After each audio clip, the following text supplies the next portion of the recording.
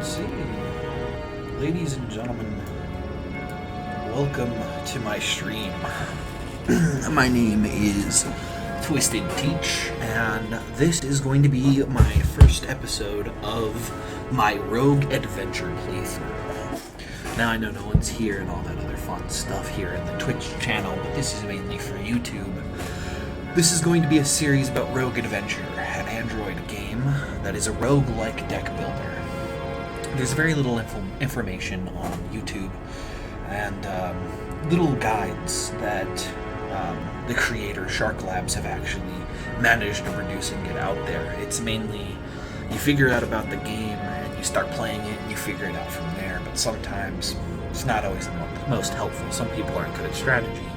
Some people aren't good at roguelike. Some people have never even touched a video game, maybe never touched a roguelike, let alone a deck builder.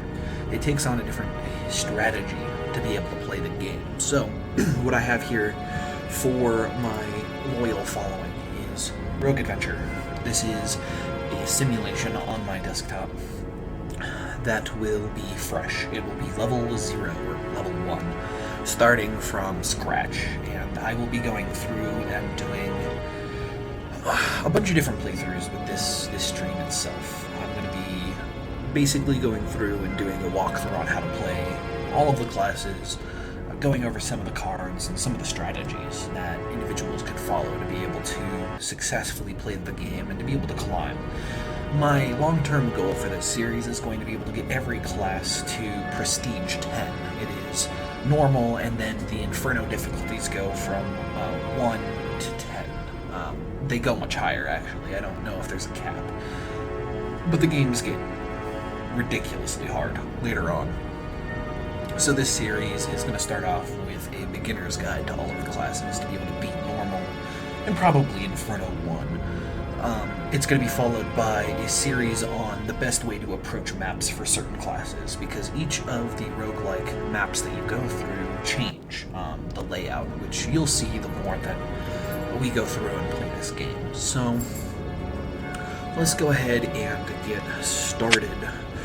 As you can see, it opens up when you hit play to the first one. Of course, being level 1, the only class unlocked is Warrior, but the classes the game already has is Assassin, Paladin, Wizard, Necromancer, Shaman, Ranger, Druid, Engineer, and the newest one, recently added a few months ago, Barbarian.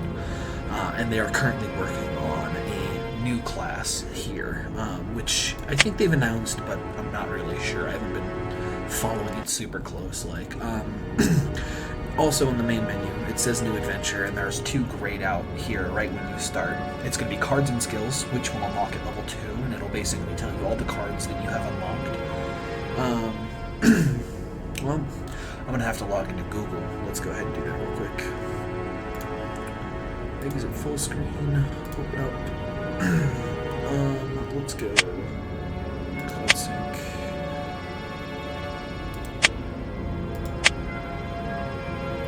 That should have fixed it. To continue on what I was saying, Cards and Skills, and there's also a tournament, which you'll have to be a certain level to go to, level 10. You have the ability to go to the game's Reddit and the Twitter, or Discord, not Twitter, which I'm actually a part of, and it's some useful information. Let's see, there is a marketplace to be able to buy ad-free experience, double XP, and unlock all of the current classes and future content. Card skills, including double the XP and remove ads. I'm not going to pay for any of that. I'm going to show you guys how to play this with the ads. I like supporting, and I wish I had the money to be able to pump into it, but I sadly did not. So, we're going to click New Adventure. We're going to start Warrior. Warrior, whenever you click on a class, it's going to come up with this. You're going to have the ability to choose a class bonus, which you will get later on for completing certain goals. You have to beat Inferno 2 for this one. You have to beat Inferno 5 for that one. And you have to beat Inferno 10 for that one. These are basically upgrades to the base class. For example, the first one, you start the game with a Knowledge and Resistance skill. which will give you +1 in resistance. Every time you play a combat card, gain 1 additional shield. So, I'll go over what the warrior's ability is now. Base, every time you play a combat card, you gain 1 shield. And I'll go over what combat cards are when we get into game.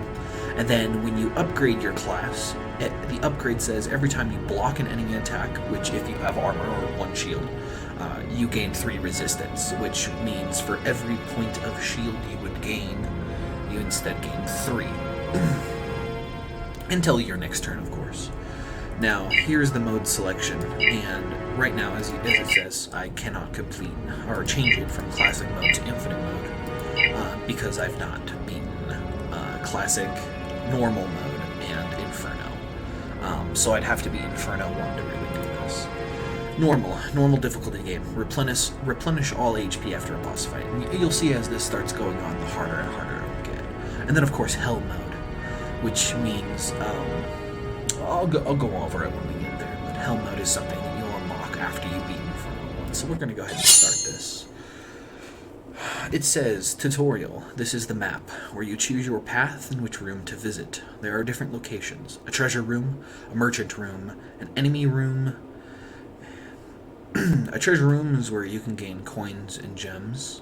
A merchant room is where you can buy cards, skills, and other useful things, as well as using ads to replenish gold. And the enemy room, fight a normal, elite, or boss enemy. So, click OK. Down here, down at the bottom, is the first area you could start with. You choose one of 3 different branches going on, and they're all going to be normal creatures' rooms. The next type of room is going to be a merchant room. This merchant room is where you will be able to buy things, spend money, and be able to upgrade certain things as well as your class. The skull with the crown on it is a elite room. It is going to be stronger creatures that have either more types of monsters, different types of mechanics, and they have more HP. And then the chest is the treasure room, where you will be able to choose between 1 and 3 chests, which will allow you to get money, gems, or even cards. Lastly, the last one is at the very top of the map is going to be your boss room. The boss room is the boss of the floor, and there are different bosses on each of the floors that change, but you should always start on Enchanted Forest. I shouldn't say you should. You will always start on Enchanted Forest as the first floor. So, looking here, you can zoom in, be able to move around, take a look at everything if you wanted to look closer. You have the gear up here, which will be your options. There will be a timer, audio, and then, of course, the enemy turn on how fast they go through their turns. Now, I'm going to leave it at normal for the first area, just to give you guys an idea to be able to follow along. Of course, there's the tutorial button there. There's the resume, and then there's the quit. So, hit resume, go back here. Up here, that little crossed swords in that little bracket area, that shows you the class you're playing, the mode you're on, your cards, which I will go over here in a second, and the skills you've acquired, and the map, which will show you the map that you're currently on. Warriors start with 70 HP. It's one of the highest in the game. You start with 50 coins. As you go up in difficulties, the base coins that you start with start to go up, and the gems that you've acquired throughout your run so far will be shown up the upper right-hand corner. So let's go ahead and go to cards. To give you guys an idea, Warrior is a pretty simple class. You start with 4 fighters. Whenever you play this card, deal 6 damage to an opponent, and you have to choose which opponent. Guard will gain 4 shield, being able to block opponent's damage as it comes in. And then, of course, lastly, so there's 3 guards, 4 fighters, and a single mage. So you start with 8 cards. And the mage deals 3 damage to a target and then weakens them by 3. What this does is it cuts their damage by a couple of points, or when you get certain skills later on, it'll cut their damage completely in half, which will be useful for some of the bosses as you go further on. And that's something you should be looking to play quite regularly. So, we're going to go ahead and choose, and I'm going to kind of think of the best way to approach this. For earlier levels, if you're comfortable with roguelikes and deck builders, you'd probably be taking this path here. The reason you'd be taking the far left path is you're going to get a regular room followed by a regular room, and then you'd actually end up going down both of the boss rooms, or the elite rooms, and you'd want to fight both of the elites and get them knocked out. And then you'd get 2 chests followed by a merchant, which is really good, especially if you get some really good chests here. And then, of course, you'll have another elite room, which will give you more resources, and another merchant room before the boss, which is what I'm going to do here to show you guys how to go through this. Another path that a less experienced player might want to go down is probably going to be something like the far left path. However, you'd be going right at the first branch, and you'd want to go skull, room, merchant, room, treasure, room, merchant, elite. Because no matter what path you go down, you're going to have to fight an elite. And if you're not very experienced with the game, the less elites you fight, the better. Especially until you get a real good hang of the game. And then you're going to go merchant to boss fight. So I'm going to go down this left path. Now, something you'll realize is, let's just go into the first combat. Tutorial. Enemies. It's time to fight.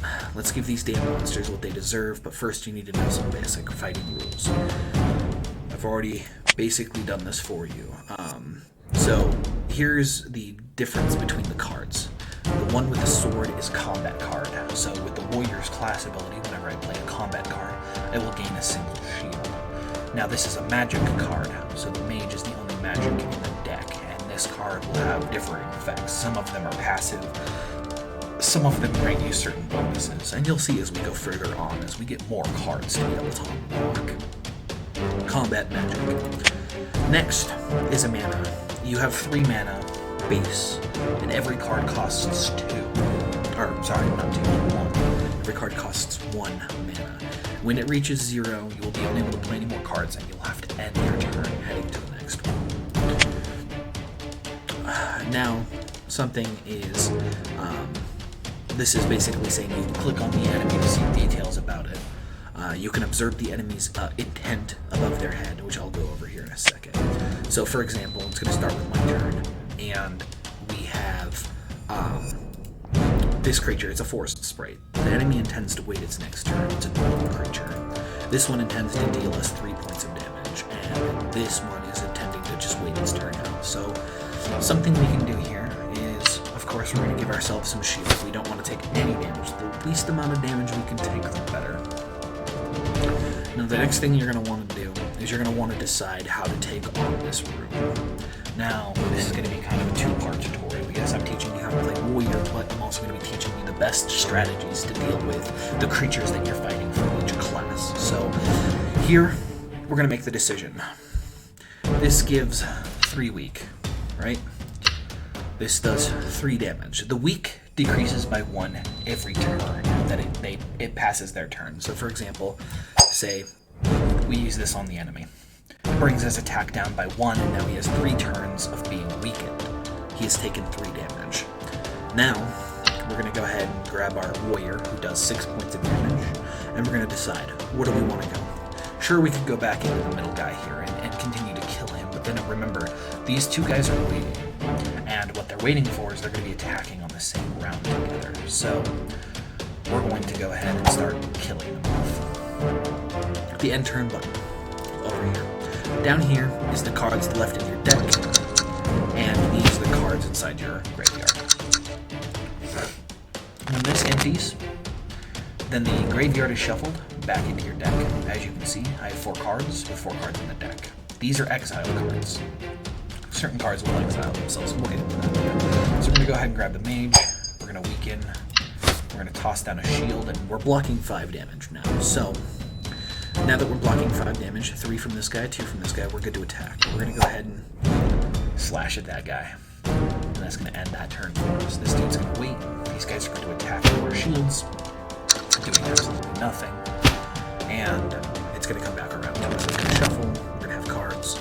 So no one's attacking this turn. turn. So what they're getting ready to do next is they're all going to attack next turn. And we need to figure out the best way to go about taking out this team. So first, we're going to kill that guy. Then we're going to do 6 damage to this dude, and another 6 damage to this dude. Since he's already weakened, he's closer to death. And then we're going to end this turn. They're both going to wait, and it's going to pass back to us. Okay, perfect. We're at the start here. We could drop some more damage, but first, let's go ahead and murder this dude on the left. Left with only one dude who's trying to attack us. So, as our class ability states, we gain 1 shield every time we play a combat card, so we can honestly just go straight in to killing the sprite now. So boom, boom, block 3 damage, he's at 4 HP, we end the turn. And we've successfully taken no damage from the first fight. So then again, we go in and we just end the fight right here. Victory, we get 25 gold. Next is going to be this tutorial. After defeating an enemy, you can choose a card as a reward. If you are not interested in any of these cards, you can skip and earn 1 gem. Defeating a boss will always give you rare cards as a reward. We click OK. So the first card is going to say Young Witch. If the target has weak, you gain 3 mana. It's a pretty good card, but we only have 1 weak generator in the deck. But if they don't have weak and you don't gain mana, you apply 2 weak to all enemies. You then gain the overcharged status, which means you can no longer gain mana until the end of this turn, and then you exile this card. So the target has to be weakened before you're able to do something like that. So next, we're going to go to the next one. Poison Cat Beastman. It's a Beastman card, so something you should know is this one doesn't have a creature type, but this next one is a Beastman card. There are certain card types that synergize together, and when we unlock the cards, I'll be showing you the combinations that you can do. But for now, Beastman, Poison Cat. You deal 3 damage and apply 3 poison. What poison does, and so does fire, is it applies a stack equal to the number. So it'll apply 3 poison, and at the end of every one of their turns, poison will deal them poison damage equal to the stack number, and then decreasing the stack number by 1. Fire, on the other hand, deals damage at the beginning of the combat phase equal to the stack number, then getting rid of a stack. So Beastman, 3 damage, 3 poison. Apprentice Witch, put a card from your draw pile into your hand, deal 4 damage to a random enemy. This is pretty good if you've got cards in your graveyard that you want to play repetitively, which will allow... which actually a change made to this card is it then deals 4 damage to a random enemy, which is really good. It used to not be this, so this is new to me, which can be good. And then of course skipping, which will generate. So something I'm thinking about doing is applying the weak to everybody. I think we've got enough damage at the moment, and the ability to gain 3 mana if we do have a mage in our hand at the same time we do a Young Witch, or we do manage to weaken somebody, we'll actually be able to do some good things there. So we're going to go ahead and take the Young Witch. The best strategy is not to take any damage at all.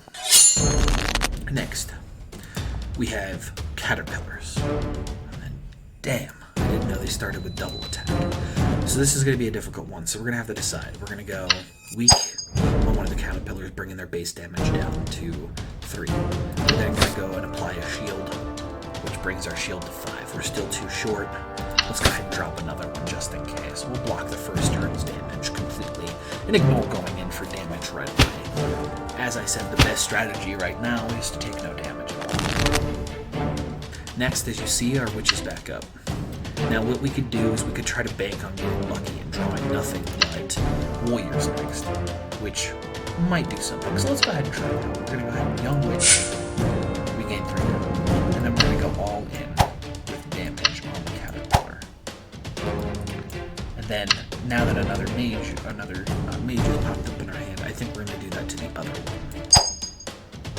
Doing 3 damage, applying 3 weak. And we continue to do damage, and we take out one of the Caterpillars that first turn. So, first turn we block all the damage.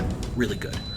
Now, what I didn't talk about was what they were planning on doing next. The shield up above their head means that they're going to apply 4 shield to themselves. So they're going to block, next turn they're going to block 4 damage that I deal. So we're going to go ahead and end turn. He's weakened. He's about to apply 4 shield. He gets 4 shield, and it's going to come right back to us. His next intent is to deal 3 damage.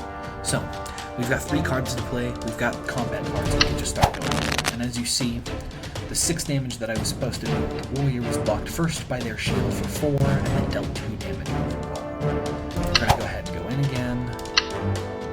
And we only have 2 shield. As you can see, 2 shield. We're going to go in one more time for another damage, and that's going to equal 3. They're at 7 HP. Next turn, we should be able to take them out. So, we're going to go ahead and damage, victory, 23 gold. Then we get to choose cards. Poison Cat again. Fairy of Thorns. Fairy. You gain 5 thorns. Exile. Thorns, unlike poison and fire, or ignite, I think it might be called, it gives you 5 thorns. And if you guys know anything about gaming, thorns is when you take damage or get hit, it deals damage equal to thorns. So in this game, for example, if you take damage or block damage, Thorns activates, dealing damage equal to your Thorn stack. Thorns disappear completely at the end of the enemy's turn after you apply Thorns. And of course, we'll have to exile Fairy of Thorns. Next is Bangman Robot. Deals 6 damage. You duplicate, which means you put an extra copy of the robot inside your deck, and then you exile that copy. So you'll always have 1 robot in your deck. Every time you play a robot, it'll exile itself, but it duplicates itself as well. And then, of course, the last one is skip a card. So this one has a good strategy later on the road with certain cards, but I think for this playthrough, we're going to go ahead and go the defensive route. Yeah, we can go hyper offense, but sometimes we want some of those defensive options, and we're going to go ahead and take Thorns there. Okay, so as I said, new players should be going down the right route, going to the merchant, but I'm going to be ballsy. I'm going to go here into the elite room, and we're going to try to take little to no damage as we clear forward. So, elite. The elite we got this turn is Hornets, the giant wasps. It is an elite creature. This one intends to attack us for 5 points of damage, while these ones plan on inflicting us with a negative effect. The negative effect could be one of several things: being blinded, dealing less damage, being unable to shield yourself, so on and so forth. So the best option we have here is, let's go ahead and weaken. Okay, so he's only dealing 3 damage. We can drop down a guard, bring our armor up to 5. We're going to apply 5 thorns to ourselves. And we're going to end our turn here. So the negative effect we're going to get from the first one is Frail. Reduce the amount of shield gained by 50%. And then, of course, Weaken, or Weakness. Deal 50% less damage with attacks. So, say we click on this guy. He's only going to give us 2 shields plus 1 for our class. So, 3. Now, all we have is attack damage, so what we need to do is we need to start killing. And we're going to go ahead and get a weakness and drop his damage down to 2. Now, as you can see, our armor is only 4, while the damage coming in is 5. So, sometimes there's no way to reduce the damage completely to 0, but you could do your best. And surprisingly, our thorns didn't help, so they must have changed that. Our thorns are still there for 5. Let's see how long that lasts. So they're going to go ahead and attack. The first one damage is blocked, dealing 5 thorn damage. The next target waits, and the next one hits us for 1 point of damage after our shield. And it looks like thorns are still there, so I think they've made changes to thorns now, so that thorns now last forever. So stacking thorns is not a terrible idea for such a defensive class. Next, we have the ability to gain for the extra mana, which we're going to do. We're going to go ahead and apply weakness again to the middle one, just to ensure that he has the most amount of turns weakened. Next, we're going to go ahead and start attacking into the extra hornet. As you see, we've managed to bring him down to 13 HP. We've got enough armor to block, and we're going to continue to go in. We're going to bring this dude down to 7 HP. We're going to take no damage, but we're going to get debuffed again. The 2 hornets here on each side always apply the same debuffs, but in different orders. The first one will apply weakness or frailty on the first debuff, and the second one will apply weakness, and then it's vice versa. The first one will deal weakness, and then the next one will deal frailty, which will basically be the best way to kill them is to whichever one you don't want happening. So for example, I've been killing the left one because I want the least amount of turns with my shield being limited by the targets. So next time that they debuff, the one on the far left is going to be weakening. So we're going to go ahead and go in, do half damage, but seeing as if we played 2 offensive cards, combat cards, we've gotten 2 armor, he's only going to do 3 damage to us, and he's at 1 HP. So what we can do is finish the one on the far left off, leaving him to do 3 damage to our shield, doing no damage to us, while this one waits a turn. So we're going to go ahead and end. And we're going to go ahead and take no damage this turn while dealing 5 thorns damage to the enemy target. We're back to this. Their damage is increased. You can see now, instead of the 1 sword, it is now 2 swords overlapping. It means he's trying to critical strike us. It means he's angry, and he's wanting to do some big boy damage. So, reduces damage to 3 with his frailty, and what we could do is go all in on killing this guy. But, so this is where we have to make a decision.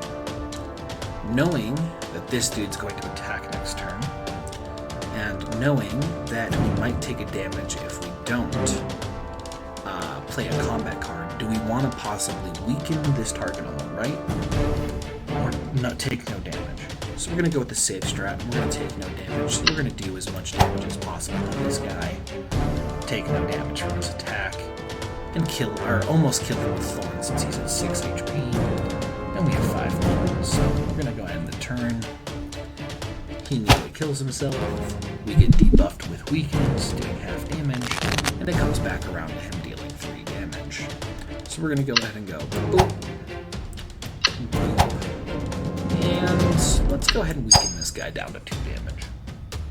We have 2 armor, he's got too much HP to kill, and he's only doing 2 damage through the weakness, so it's safe to use the mage and weaken him. He takes 5 damage from our thorns, he comes back around to us, and we just go here, attack him as much as possible, bringing him down to 3 HP. He's about to give us frailty, lowering our shield, but it won't matter. Next turn he dies. He's still only doing 2 damage, he's still weakened, we can kill him with a sword. We, for completing an elite room, get gold and gemstones, which is the benefit of completing an elite room. Next, we come here. Elite Guard. You deal 10 damage, but you gain 2 resistance until the end of the turn. And what resistance does is, on the card that you play, it increases the amount of shield that that card gives you by 2. So that's good for our defensive playstyle. Apprentice Witch, allowing us to go get another card from our draw pile, actually. So if we're needing a card in our draw pile, we can go get it, dealing 4 damage to a random enemy. Or Lady of the Night. You gain 1 mana for each combat card in your hand, and gain the overcharged until end of turn. We don't have a lot of combat cards in our deck. Yeah, we've got 7, but we've got 3 other mage cards in the deck, and I think it might be a little bit too much for the Lady of the Night right now. So we're going to go ahead and head over here, and we're going to take the Elite Guard. A lot of damage, good resistance. So, we've knocked out 3, and we're on to the next one. This one, in my opinion, gets harder and harder the further along you get, because these guys, as you'll see, have something down here. This is called Horde. This enemy is not alone. Defeat enemies until the counter reaches 0 to beat this floor. The counter is at 6. That means there are 6 extra 10 health goblins in the back. So if I was to kill one of them, they would be able to come back and have another one for next turn. So, looking at our hand, we've got the ability to apply thorns to ourselves, the ability to weakness one of them, and the ability to immediately gain 3 mana for that weakness, which will allow us to start killing. We have our Knight, which we're going to go ahead and one-shot one of the goblins, giving ourselves 2 resistance, which means shield is going to go up whenever we gain it. And we're going to start swinging as hard as we can to start killing these guys off quickly. So 6 damage to the left. It doesn't really matter which one you go at this point. You usually don't want to go after any ones that you've already successfully debuffed, because they're debuffed for this amount of time, and every time you kill one of these dudes, the debuff doesn't transfer to the next one. So we're going to continue attacking the left one. And as you see, the counter has been brought from 6 to 4. And that ends our turn here. Now mind you, as you see, resistance hasn't been giving us extra armor based off of our class ability. It is only because we didn't play a card. Resistance states only when you play a card. Increase shield gained from cards. Sadly, class abilities don't count as cards. So we're going to go ahead and end the turn. They wait their first turn. Always wait their first turn so you can try to deal maximum amount of damage. Now, as you can see, all of them will do 2. And then the one that is weakened will deal 1. We're going to go ahead and grab our shield and apply 5 to ourselves. More than enough to be able to block all of the damage they've got coming at us. And we're going to go back to killing the ones on the left until, boom, 10 damage popped up. If we were to use it on the far left, it would be a waste. So we're going to do 10 damage to the one on the right, instantly killing him. And now we have 3 more on the back burner. So once we kill these 3, there are 3 more waiting for us. We no longer have any cards to play. We have 7 armor, which is more than enough to block. And they're about to deal 5 damage with thorns to themselves. First one dies, second one nearly, third one half HP. We come back around, we have this card, deal 10 damage to the goblin. Always a good decision. Then if you want to go ahead and apply the shield to yourself to be able to defend, you can then go, let's kill off that one.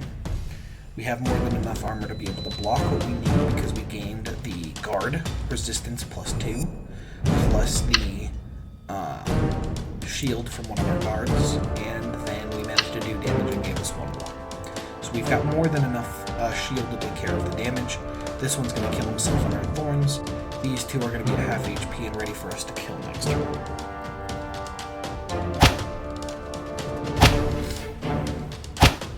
Successful. Then we go ahead and take them, and we just kill them right off. No worries. 15 gold, 2 gemstones. Perfect. Now we come back to this selection. Sigil Essence. Gain immune. What immune does is it, as it implies, makes you immune. You don't take any damage during the turn that you're immune. You also gain 2 resistance. Now, you'd be saying, well, resistance has been disappearing at the end of each of the turns, and you'd be correct. But there's something down the road that allows shield to stay during the next round. Also, there are things that allow permanent resistance, that'll increase your resistance permanently. And I think this might be one of them. Well, I'll have to see when we play it. I think I'm going to take this, but I don't know what the other cards are yet. So, next, consumes all your mana. So during the turn that you play this, it will consume all your mana. So if you have 3 mana, all gone. If you have 1 mana, gone. Doesn't matter. All of it's gone. So you want to try to play cards like this towards the end of your combination of cards. Requires either your draw or discard pile to be completely empty to be played. Now that's the difficult part of this card that makes it a little harder to get off successfully. And then of course you exile at the end of your turn. Next, you have the Forgotten Priestess. Remove all non-permanent debuffs from yourself and apply 2 weak to all enemies. This is really good. This allows us to take the debuffs we would get, completely nullify them, and then apply 2 weakness to all of our enemies. Pretty good. Next is the Apprentice Knight. Deal 4 damage for each card played this turn. So with our little young witch, that allows us to get 3 extra mana, which turns into 2, really. This would allow us to play a lot of cards and do a lot of damage, because you'd be able to get a lot of cards off. So really, the options you have here are possible immunity, permanent resistance, consumes all your mana on a very stringent cost to play with exile. Can be good. Get rid of all permanent debuffs, apply 2 weak, or you could do damage. I think we got enough defense. We've got thorns, we've got the resistance 2 popping up, and we've got guards to be able to give it. And every time we play a combat card, we get 1 shield. So I think this is going to be the best option for us, is to deal this damage. So we're going to go ahead and take the Apprentice Knight. Now we come to our first treasure room. Treasure room. This is the easiest way to earn coins and gems. You will also find random rarity chests from bronze to diamond, which can contain coins, gems, cards, and skills. So let's open it and see what we get. So, first of all, we get these random things up here. They included this after a little while. It's basically extra loot to be able to take. So we're, of course, going to take the gold. We're going to take the gem. And we're going to read what the Apprentice Guard does. You gain 3 shield for each card played this turn. So like the Apprentice Knight doing 4 damage per card played, this is 3 shield per card played. It's a combat card. It's pretty good for our build. We're going to go ahead and take it. Then we're going to go ahead and open. Now, for those that haven't paid for the ad-free experience, this is going to be an ad that you're going to have to watch. We're going to click OK. Mute this so you guys don't have to listen to the ad. But we're going to sit here. We're going to enjoy paying the producers of this game, because it's a good game. The ability to the ad. It helps them continue to update, increase the quality, and come out with new content for the game itself. So I've got no problem watching this, and maybe down the road I'll go ahead and invest in ad-free experience. But for now, you watch it, click X, skip past the rest of it, don't matter. You get gold, you get gems, you get the Bang Bot. This basically deals 6 damage, duplicates, exiles.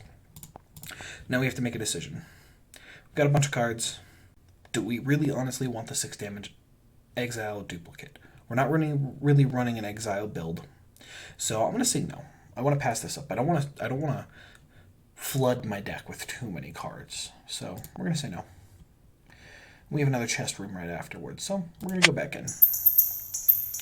We're going to take the gold, going to take the gems, going to read what Black Knight does. Deal damage equal to your shield.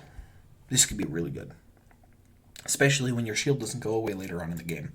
When you get a certain card that says your shield transfers over to the next round, Black Knight could be potentially doing big boy damage.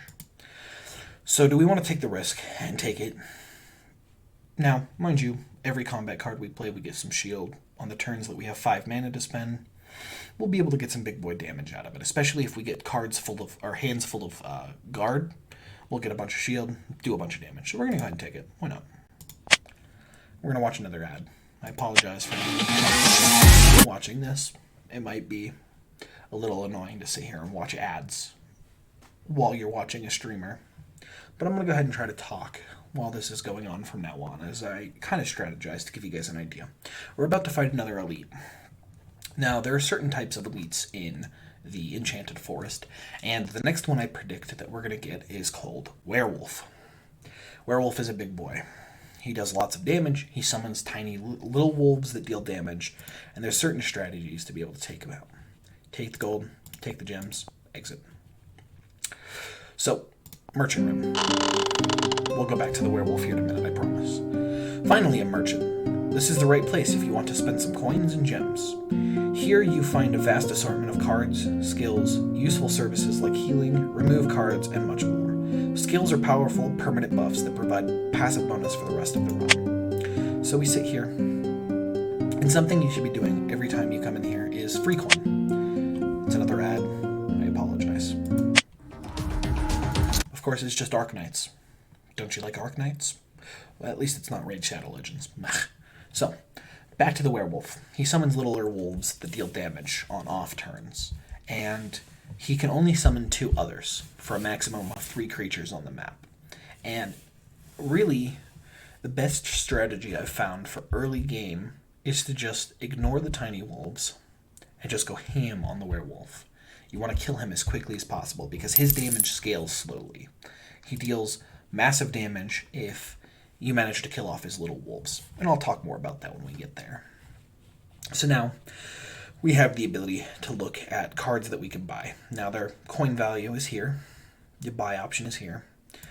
We have skills, Chain Lightning, Burning Wall, Multi-Shot, Shield Wall. Every 10th card you play, gain 10 shield. Pretty good for a defensive run. Go over here to services. So this first one, this is the most important I wanted to go over with you guys, is the upgrade skill. The upgrade skill, upgrade your class skill only once, and it costs 300, a whopping 300 coin. As you can see, we have 237. If you come back here, there's services that you get for gems. One of them is gain 100 coin. Reroll all cards in the shop. Reroll all skills in the skill shop. Start the next combat with an extra strength. The strength basically states you do 1 extra damage for every card you play that deals damage, and resistance, 1 extra shield. So we're going to go ahead and we're going to go spend 4 of our gems, get that 100 gold coin. We want the upgrade. It's actually really good. So we're going to buy the warrior upgrade. Now if we were really low on HP, we could restore 30% of our HP with 50 coin. We could raise our maximum HP by 3, and something I'm going to tell you guys now, don't ever do this. It's never worth the coin to be able to raise your HP. Certain cards will raise your HP for you. Some classes have the ability to raise their maximum HP. Warrior, it's not really good to do. Now we go over here, and we take a look at everything that we could possibly buy. Now some of the ones I'm going to point out that are just really good, no matter what you're playing, is Frog Leg. You can't become weakened. Means you don't do less damage. Next is Darkness Boots for if you're running weakness or weak, applying on enemies. At the start of your turn, gain 4 shield for each enemy weakened, which is actually really good. It used to just be 4 shield if an enemy is weakened. Now it's per enemy. It's really good. At the end of your turn, without a shield, you gain 15 shield. This could be really good, really life-saving. And then this one, which is really nice for the beginning of combat. You start each combat with Armored. What Armored does is it says shield doesn't disappear in between turns. And of course this is 2 Armored, so it'll last 2 turns. Next, another good one that you would want to do, all of the rest of the ones that are in here are kind of dependent on the run that you're doing. Some of them are pretty nice. At the start of your turn, do 3 damage to all enemies. Allows you to get some damage if you're playing a more defensive build. At the start of your turn, start of each combat, apply 4 burn to all enemies. If you're running burn builds, it's not a bad idea. We go look at cards. Can't really afford anything with 37, but if you guys didn't want to upgrade your class right away, some of the things that you might have wanted to look at is Vampire Lord, for example. He deals 7 damage, heals you for the unblocked damage dealt, and then he exiles himself for 271. So he's a good deal damage, heal yourself kind of card. The next one you'd want to look at is Cathute Acolyte. Not Alkalite. He's a exile a random card from your hand, not himself. Gain 20 shield, and then he exiles himself. So he exiles 2 cards for 20 armor. It's a bit pricey, but it can be quite life-saving. Next, another thing you might have wanted to look at is Ant Warrior. He's a Beastman card, so he synergizes well with Beastman cards. He deals 7 damage and gains 4 shield. So this is going to be one of the few in the game that manages to give you damage and shields. Really useful card. Usually, depending on the type of class you're playing, you'd always want to tend to go towards the Ant Warrior. Another one that you might have wanted to go with if you're running Beastman or a more defensive build is Lizard Guard. Gain a shield for each Beastman card in the game. That includes the exile, your graveyard, and your deck, and your hand. And then you gain 1 resistance until the end of turn. So shield first, then resistance. And then of course the Crimson Guard, gain 4 shield. If the target has burn, he deals 8 damage. So, looking at this, no skills we can really buy, no cards we can really buy. We've upgraded our class. We're going to go ahead and exit, and we're going to go ahead and move on. We've prepped ourselves successfully for Werewolf.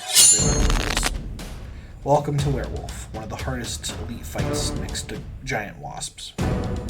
Sorry, lycanthrope, that's what he's called. Wolf Leather. Whenever a wolf dies, this creature gains 5 shield until its next turn. He is intending on evoking other creatures, which is summoning another wolf to his aid. As you can see, he's a 70 HP creature, and he's going to be quite a bit to take down, so we're going to need to start burning him quickly. We're going to do 10 damage. We're going to do 6 damage. Now, we've played 2 other cards. This is going to give us 5 shield. We don't want shield. We want damage. So we've managed to bring his HP from 70 to 40. We have 3 armor, doesn't matter, he's evoking another creature. He's summoned. The wolf is planning on doing 4 damage. He is planning on doing 12. It's a big beefy boy. So we're going to go ahead and drop ourselves a 4 shield. We're going to apply weakness to everybody. He's now planning on doing 3 damage. He's planning on doing 8. We have 5 shield. Can't really bring our shield any higher. So we're going to end up taking 3 damage this turn. Sorry, we're going to take 6 damage this turn.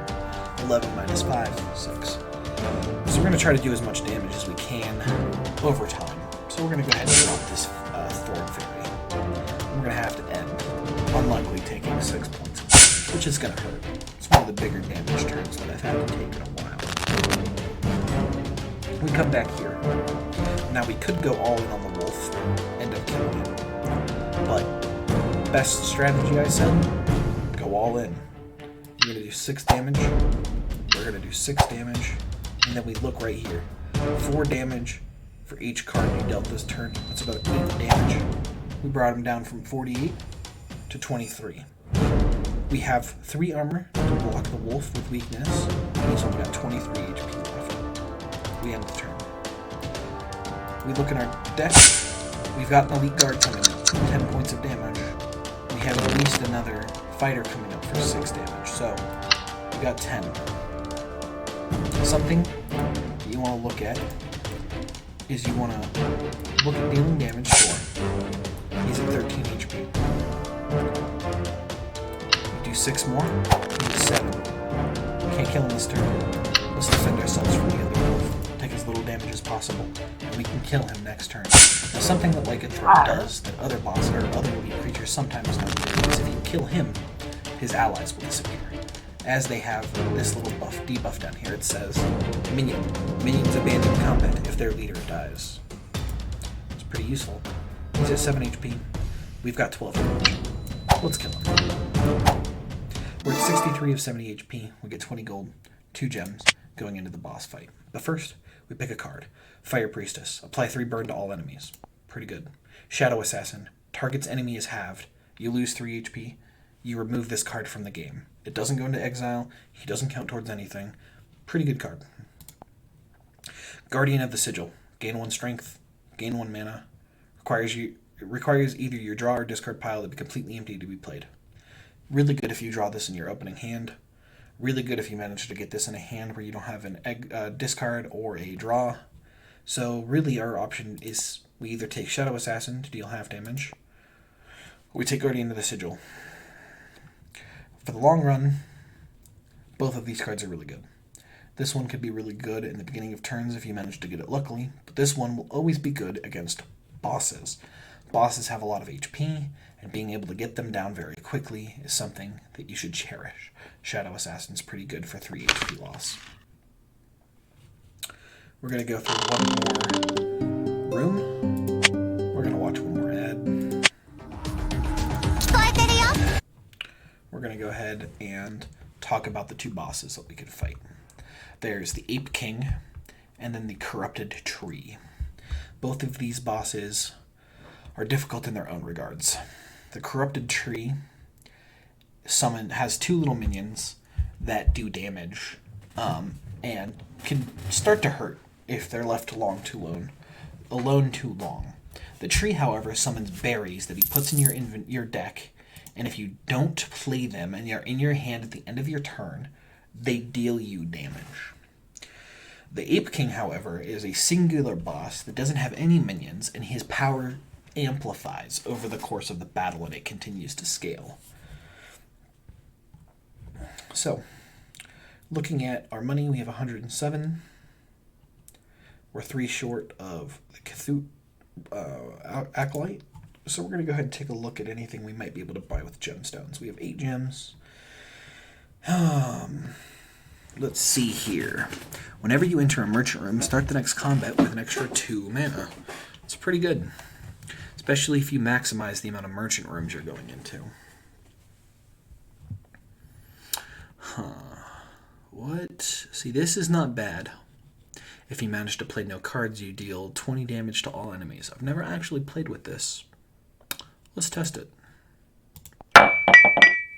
I'm going to be a little ballsy here. I don't recommend you guys doing this, but I'm going to see about doing this. Hope it's Ape King. It's not Ape King.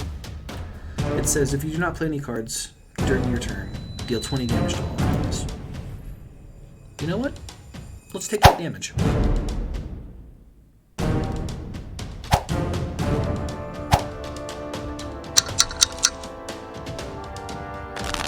We didn't get the little thing in our inventory, but the thing that I'm talking about is he actually puts it in your grave first.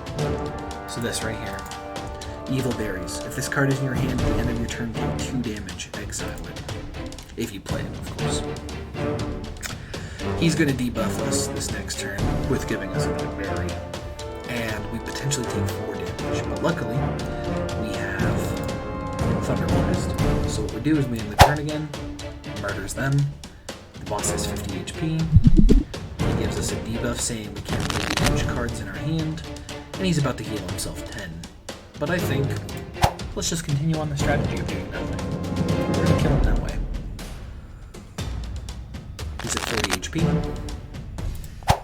He's at 20 HP.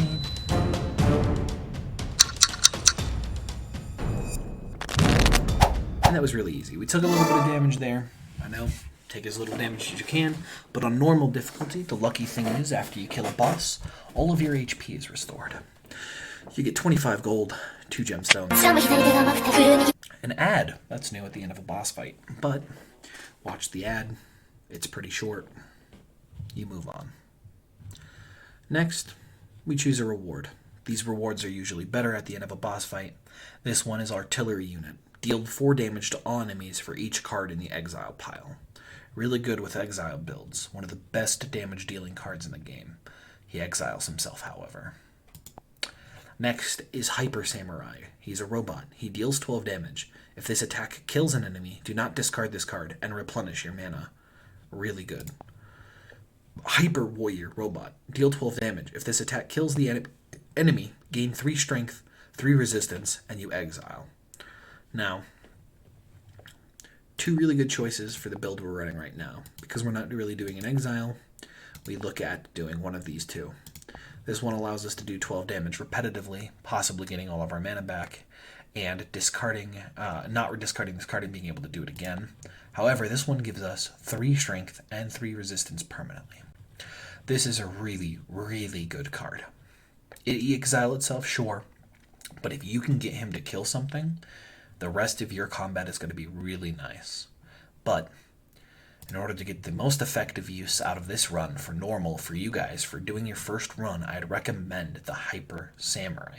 The reason being is he deals 12 damage. Even if he doesn't kill an enemy, he deals 12 damage, and you don't have to exile him.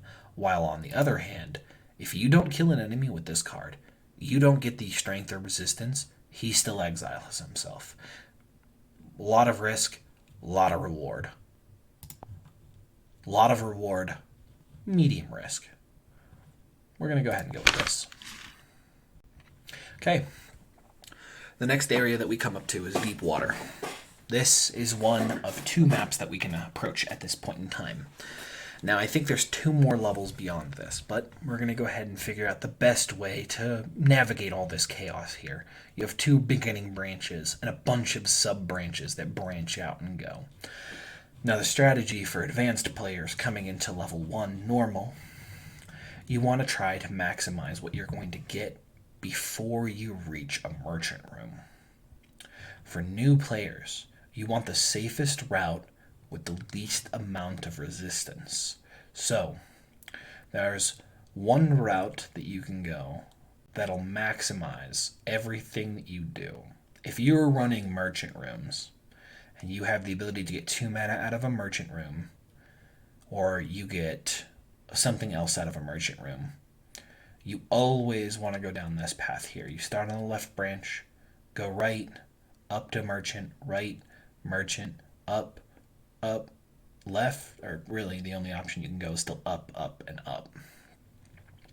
If you're running a passive run, or you're not quite used to the game, you really don't want to die, you take the left, go left, up, left.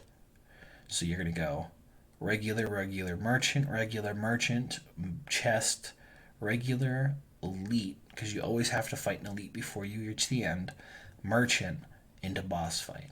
Now, if you're doing the maximized strategy to get the most out of your merchant rooms, you want to go with the right branch. Up, elite, right. Chest, elite, merchant, boss. So we're going to go with this. I'm going to show you guys here a dangerous strategy. As I said, if you're comfortable, take this path. If you're new, don't want to push your limits too far, take this path. It'll always be safe. So, first fight. Armored fish. These guys hurt. They do a lot of damage up front. So, they're doing 6 damage. We're going to go ahead and apply ourselves a shield. We get 5. We get 3 shield for each card played before this turn. So this is going to give us a potential of 6 more armor. We'll only take 1 damage, but he's also a combat card, which gives us 1 more. So what we're going to do, we're going to go ahead and apply thorns, give ourselves a shield. We block 12 damage, we have thorns, they start dealing damage, and we take nothing for the first turn. We end the turn. They go in. Because of our upgraded class, because we managed to block damage, as you see up here, upgrade. Every time you block an enemy attack, you gain 3 resistance until your next turn. This is going to make it so that we continue to get big boy shields. Now, they're planning on applying 12 shield to themselves. This is not fun. We want to do as much damage during this phase before their shield as we can. So we go 10 on the left, 6 on the actually, let's go ahead and apply weak. Always be safe. Apply weak to the one on the right because we're killing mainly the one on the left. Now, you do 4 damage per the other 2 cards that you've played. This is 8 damage. This is 12 damage. Always go 12 damage. You end your turn. They apply 12 shield to themselves. Comes right back around to you. So, you see here, we have 1 weakened. We have an apprentice, which we have 3 mana. Weaken, they're now both doing 4 damage. Let's see. Let's be a little ballsy here. We're going to go ahead and do 6 damage. He's at 11 HP. Guess what we can do? Boop. Restore all of our mana, even through the recharge. Really great. Probably something that developers should look into if they don't want you replenishing your mana with overcharge. They need to look at Hyper Samurai's interaction with the overcharge debuff. So we have 2 shield, they have 4 HP, we have 3 health. Let's go ahead and apply ourselves some shield just to be able to make sure that we don't take any damage. But guess what we have? 12 shield. Guess what we can do? 12 damage. Didn't do anything to him, got rid of his shield, but it was more fun than anything. He's about to do 4 damage. We have 13 shield. We have 5 thorns. We're going to deal damage. He's going to not deal any damage. We're good to go. Okay, 22 HP out of 35. He's about to apply 12 shield. Let's go ahead and deal 10, 6, 6, 21 coins. Perfect. Now, High Witch. This star right here means that they're able to level up. You apply 2 weak to all enemies. Quest. Gain 100 shield in combat to upgrade this. Pretty good. When you upgrade, it does so much weak to all enemies. Like a lot. And then it exiles itself. So, pretty good. We're running a defensive build. We like the weak. We might go with that. Crimson Guard. We're not applying burn. He gains 4 shield. Doesn't ever deal the damage. Beastman. Cat. Poison Cat. Deal 3 damage. Apply 3 poison. I think we're going to go with the High Witch, boys. Okay. Go to the next fight. Sea Dragon. Sea Wave. Every 2 turns, you take 4 damage, and this creature heals for 4 and gains a 4 shield. Timer counting down to the next time. First thing they always do, always apply shield to itself and take as little damage as possible. Because it's going to attack next turn, apply weak, take half of its HP, and do 12 damage. He went from 49 HP to 11. Then he's going to go up to 17 effective HP, doing 4 damage. We can look at potentially getting more warriors or fighters to deal damage enough. So we're going to get rid of his shield. We don't have any ability to stop what's coming. Let's apply shield. And let's apply shield to be safe. The end of this timer is going to go off at the end of his turn. He heals 4, gains 4, deals us 4, and deals 4 damage. We take no damage through our shield. He's about to heal for 6 HP. You do 10 points of damage there. You do 3 points of damage there with the mage, and then you kill it with your Apprentice Knight. We come back. Black Knight, deal damage to shield. Volcanic Fairy, apply 4 burn. Guardian of the Sigil, gain a strength, gain a mana, discard, exile. I think I'm going to go with this time. We're not really applying enough shield that lasts long enough for our Black Knight to be super effective yet, so we're going to try to get that extra mana and the strength. Okay, we're going to go right. Going to come up to the shield, or the chest, take the money and the gem, open up the silver chest, the ad because I don't really listen to it. So, when playing this game, it's really about weighing the pros and cons of your decisions going forward. You always want to find the most effective way to be able to minimize the amount of damage you're taking while maximizing the amount of turns it takes to eliminate your enemy. The best strategy usually is to kill them before they kill you as quickly as possible. But there are sometimes certain fights as you go up higher in difficulties that you don't want to take that approach to certain fights. And you'll be seeing that as the series goes further and further. But right now, this is kind of like a beginner's guide. We're going to go through and we're going to try to really get you to understand the basics of what you're doing here. We're going to go to this elite room. Jellyfish. Jellyfish is one of the hardest fights in the game.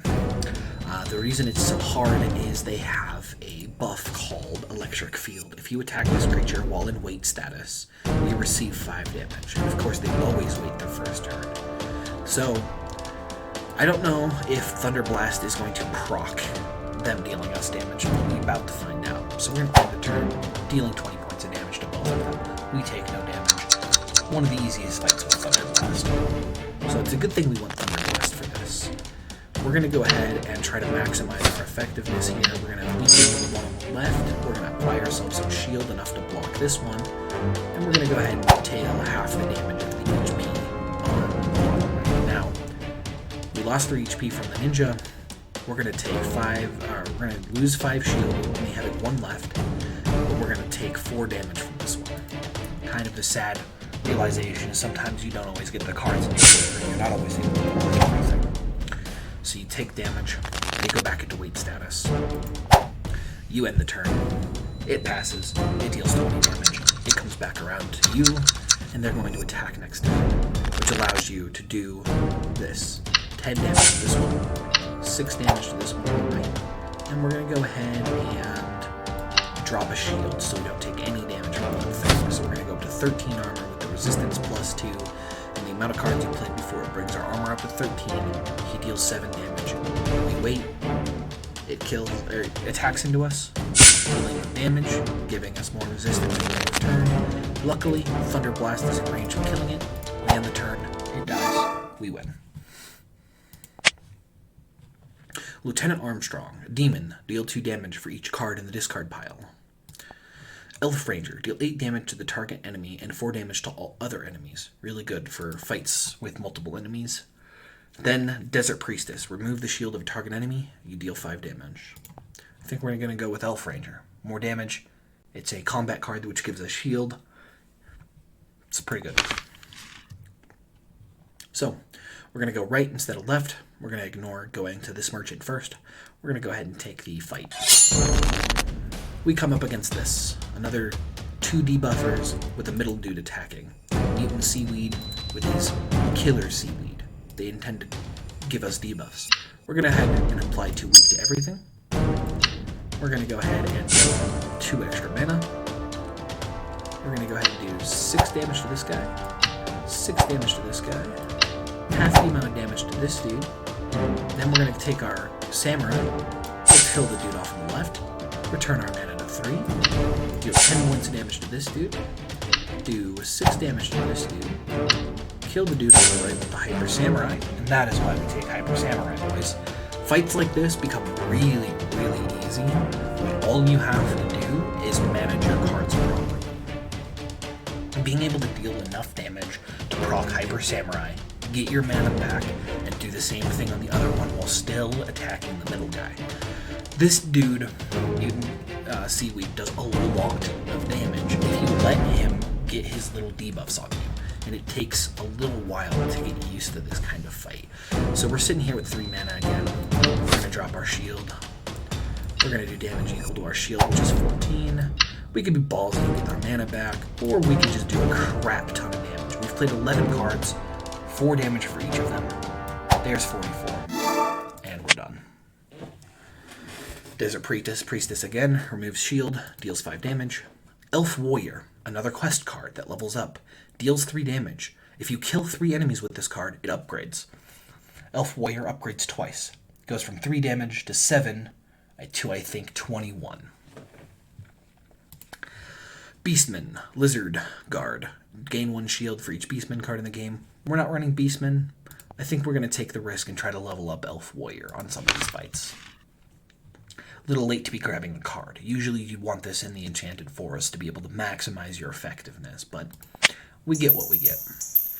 We take the gold, we take the gems. Young Fighter, deal 3 damage for each combat card in your hand. I think we're good on damage. Yeah, it would be nice if we have a hand full of combat cards to be able to do 12 damage.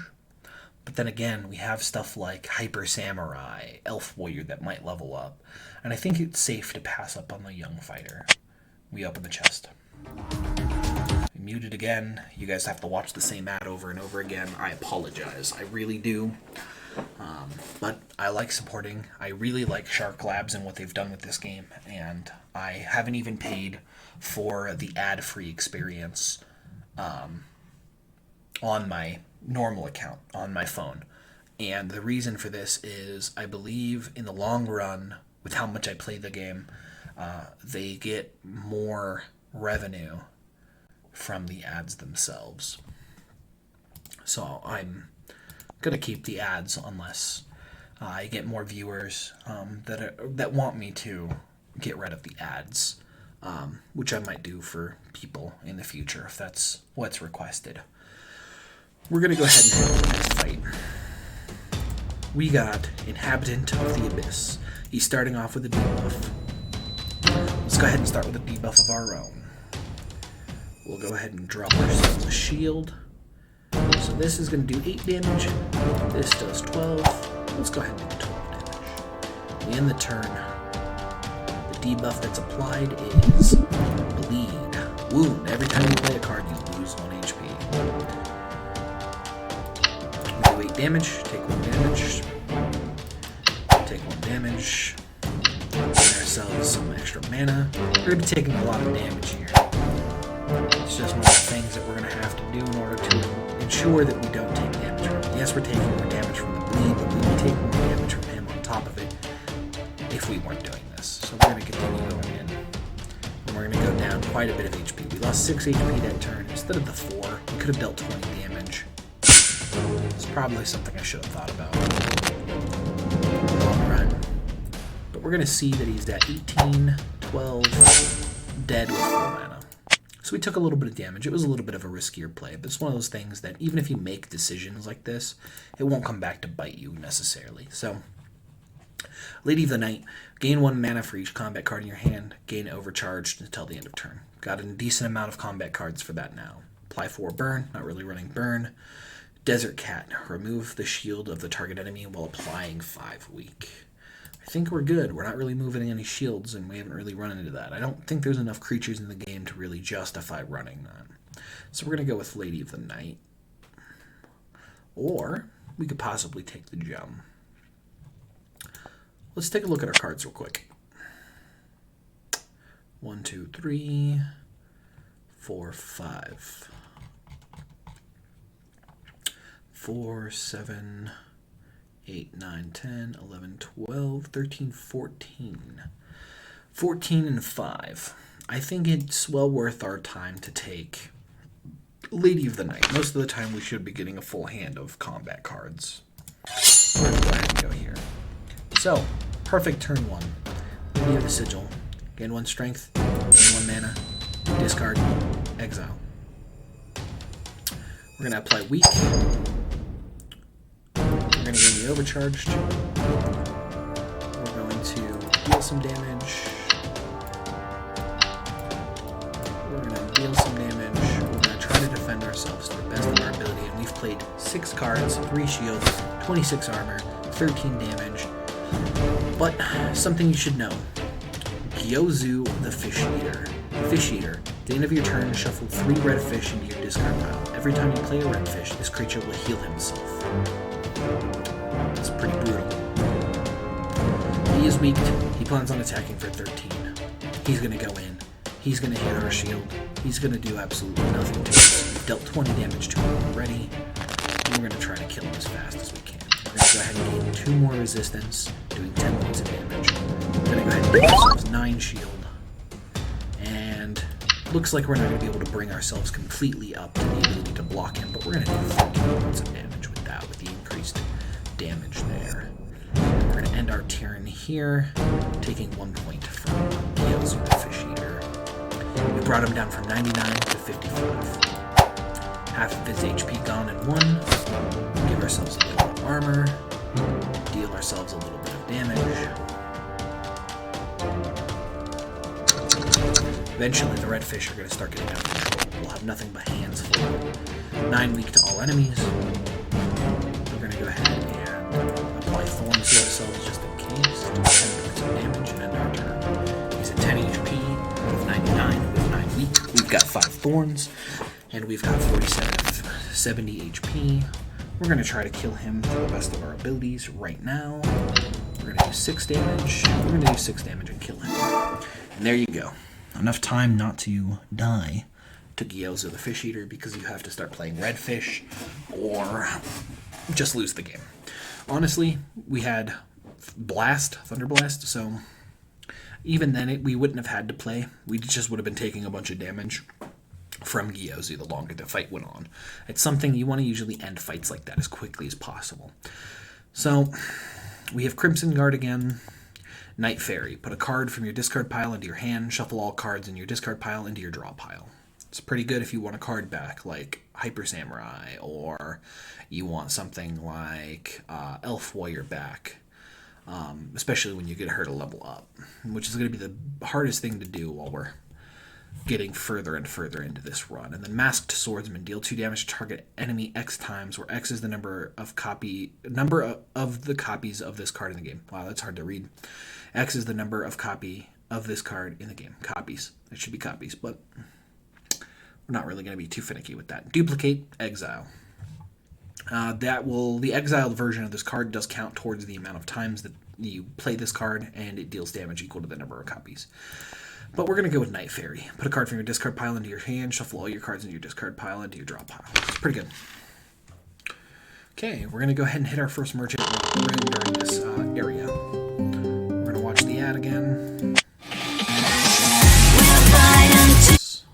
I wonder why it keeps giving us the same one. I wonder if this is just the one that they're running right now. So, Sea Depths is a bit weird. I don't run into it too often where I remember the boss fights exactly off the top of my head. I believe one of them is 2 dragons, and the dragons, you kill one of them and it transforms into another dragon, and you kill the other and it doesn't. And they manage to stack properly with each other that they're able to lock you down from really attacking them, which can be pretty dangerous. So before we do anything, we could take a look to see if there's anything we want here. As we see another Hyper Samurai here. We see a High Priest here, which is put a card from your discard pile into your hand, gain a mana, exile. And then we see Wizard of Nature. You double your strength, you double your resistance, you exile. This is really good if you're running fairies.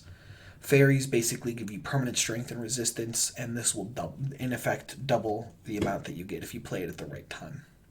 So, Young Mermaid's another really good card. If the enemy has weak, gain 5 shield, otherwise deal 5 damage. Gain 1 strength until the end of his turn, gain 1 resistance until the end of your turn. Pretty safe card to play. We look at their skills. If you're running Merchant Room, of course.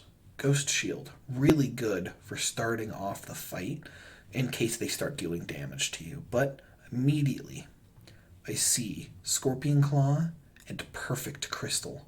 Every 5th turn you gain immune.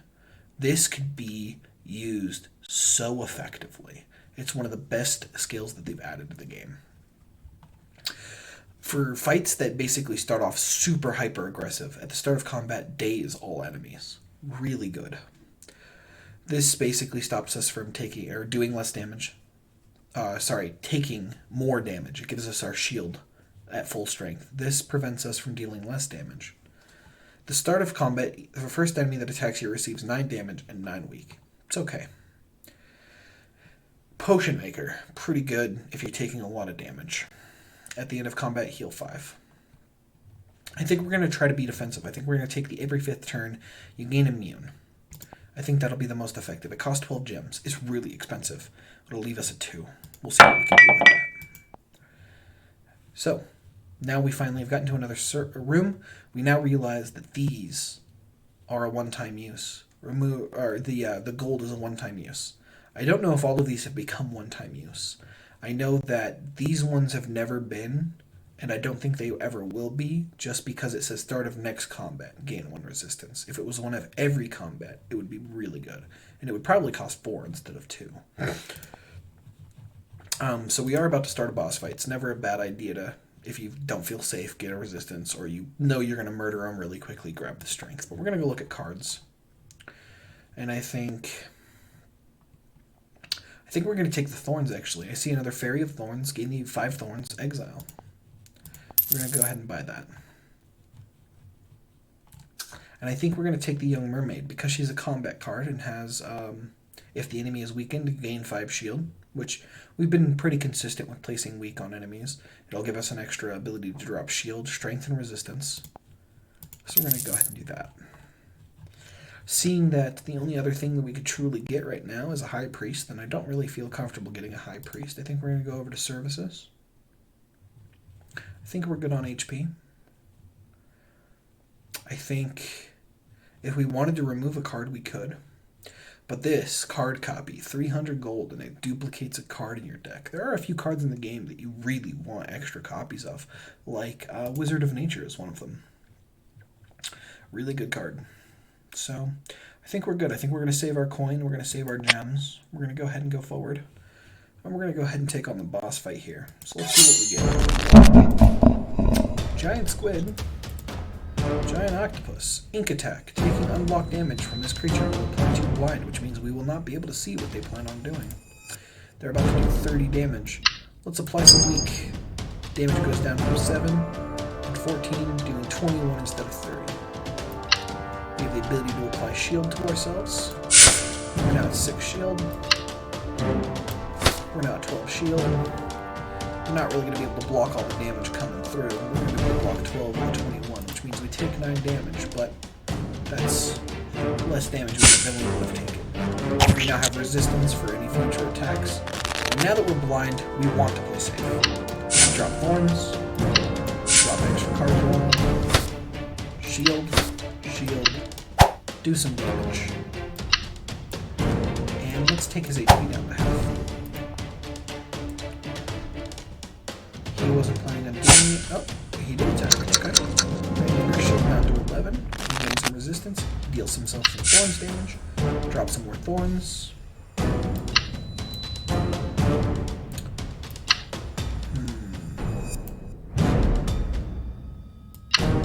Let's go ahead and do this.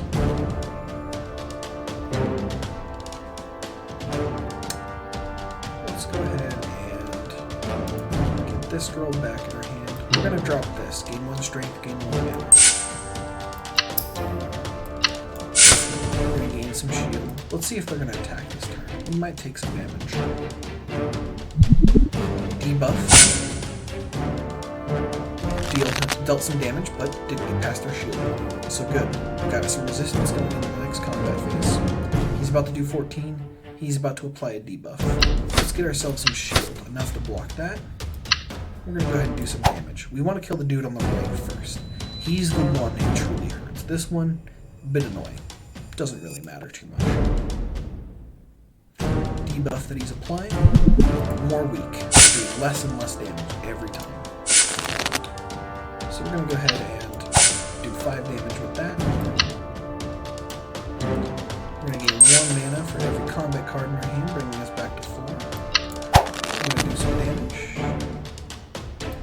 We're going to do some damage. And let's go ahead and kill that off. He's waiting this next turn. We've got some shield. We've been weakened. We've got immunity this turn. Let's go ahead and move on. Now we have to worry about dealing another 99 damage. These boss fights can get pretty brutal. Let's go ahead and figure out if there's something we can go get. Let's go ahead and murder this chick. He's going to apply another debuff to us, and I believe it's still weakness. Nope, frailty. Which means our shields are going to be less. Let's just continue doing damage. Apply some more debuffs. And, I think let's get some more mana. More damage. More damage. Shield. This dude is pretty nice. He's just going to continue to debuff us before he attacks for some big damage.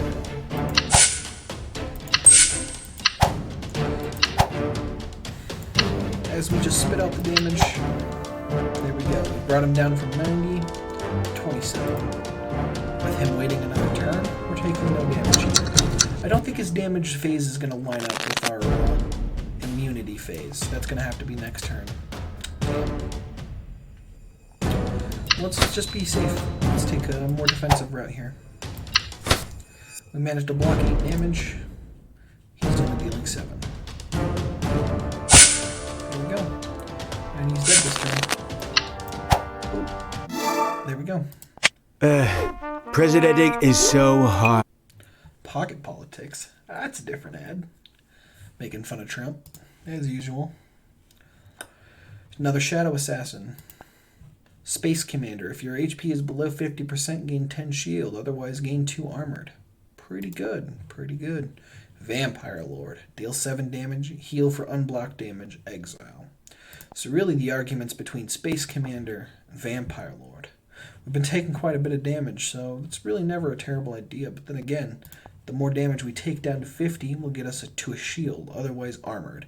And with that ability to go on off phases to get more armor, it'll be pretty good. I think we're going to go with Space Commander. This is Volcano, the second to last stage. The next, I think, is going to be Land of the Dead. So Volcano has one of 2 paths to choose from. So, as I've done with every previous one up till now, is we're going to choose which one you should go through if you're a beginner, and which one you should go through if you are a beginner, or more experienced. So, beginner and experienced. So, I think if you're a beginner, you want to go down the right side. You're going to do fight, chest. You're going to go through the merchant room. You're going to go left. And you're going to go through the fight, chest, your 1 elite, chest, merchant, boss. Now, if you're a little more veteran or a little more comfortable playing games like this, I think the best strategy here is to maximize the amount of chests and the amount of merchant rooms you're going to want to go through. So you're actually going to follow the exact same path. You want to go fight, chest, merchant, left, fight, chest, elite, chest, merchant, boss. So we're going to go ahead and follow that one. Submitted brutal fight starting out. Fire Bees. Blaze. At the start of its turn, increase Blaze counter by 1. On death, it deals damage to the player equal to the number of Blaze counter of the night, and they start with 1. They all do 5 damage at the beginning. So, for each combat card, we're going to get mana. We're going to go ahead and do some damage to the one on the left. Damage. We're going to apply armored to ourselves.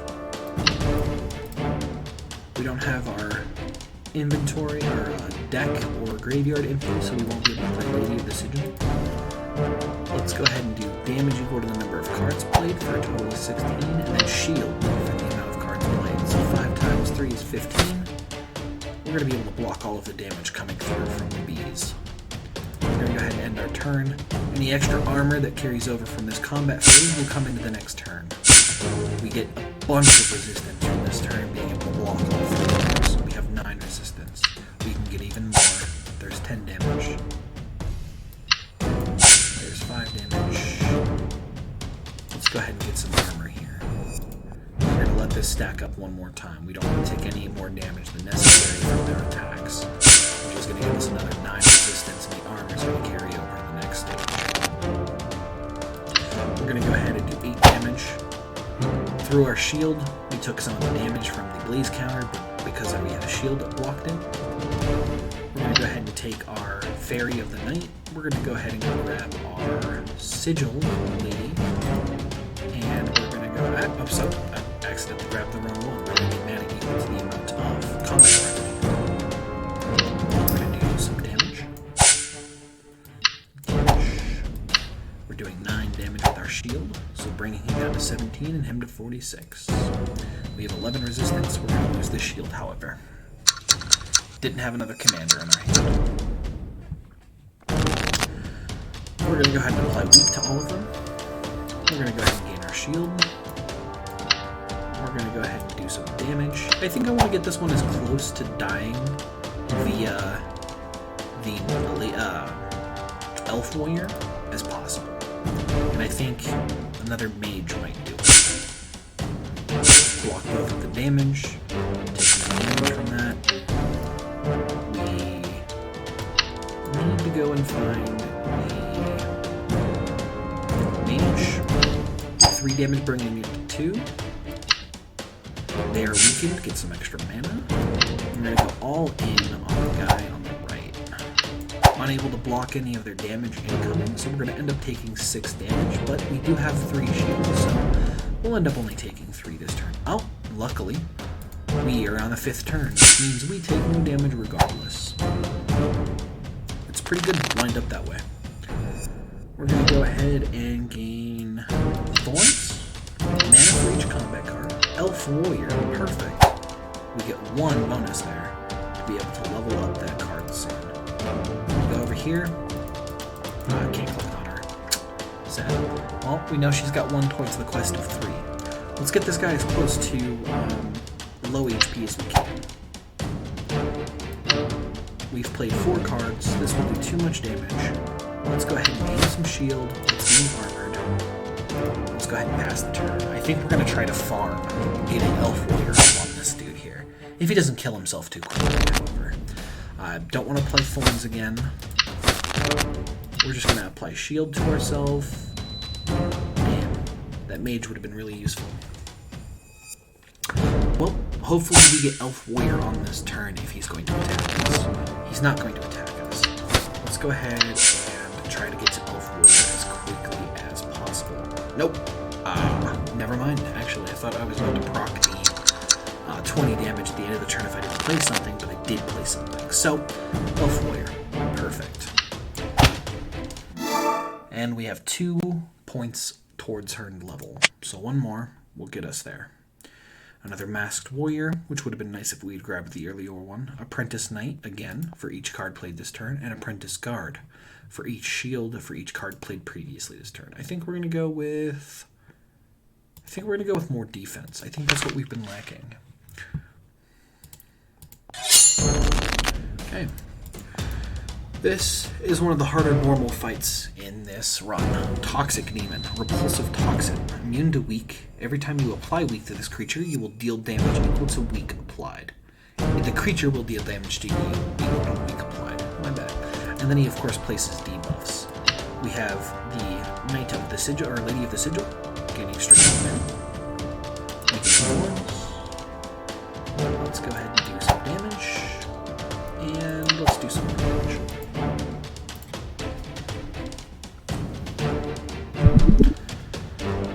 He's going to apply weakness. We deal less damage. We don't want to apply any weak here, because that's going to hurt the further we go along. We're gonna end up taking 11 damage here because we were unlucky enough to get no defensive cards coming through, and we're gonna take quite a bit because of it.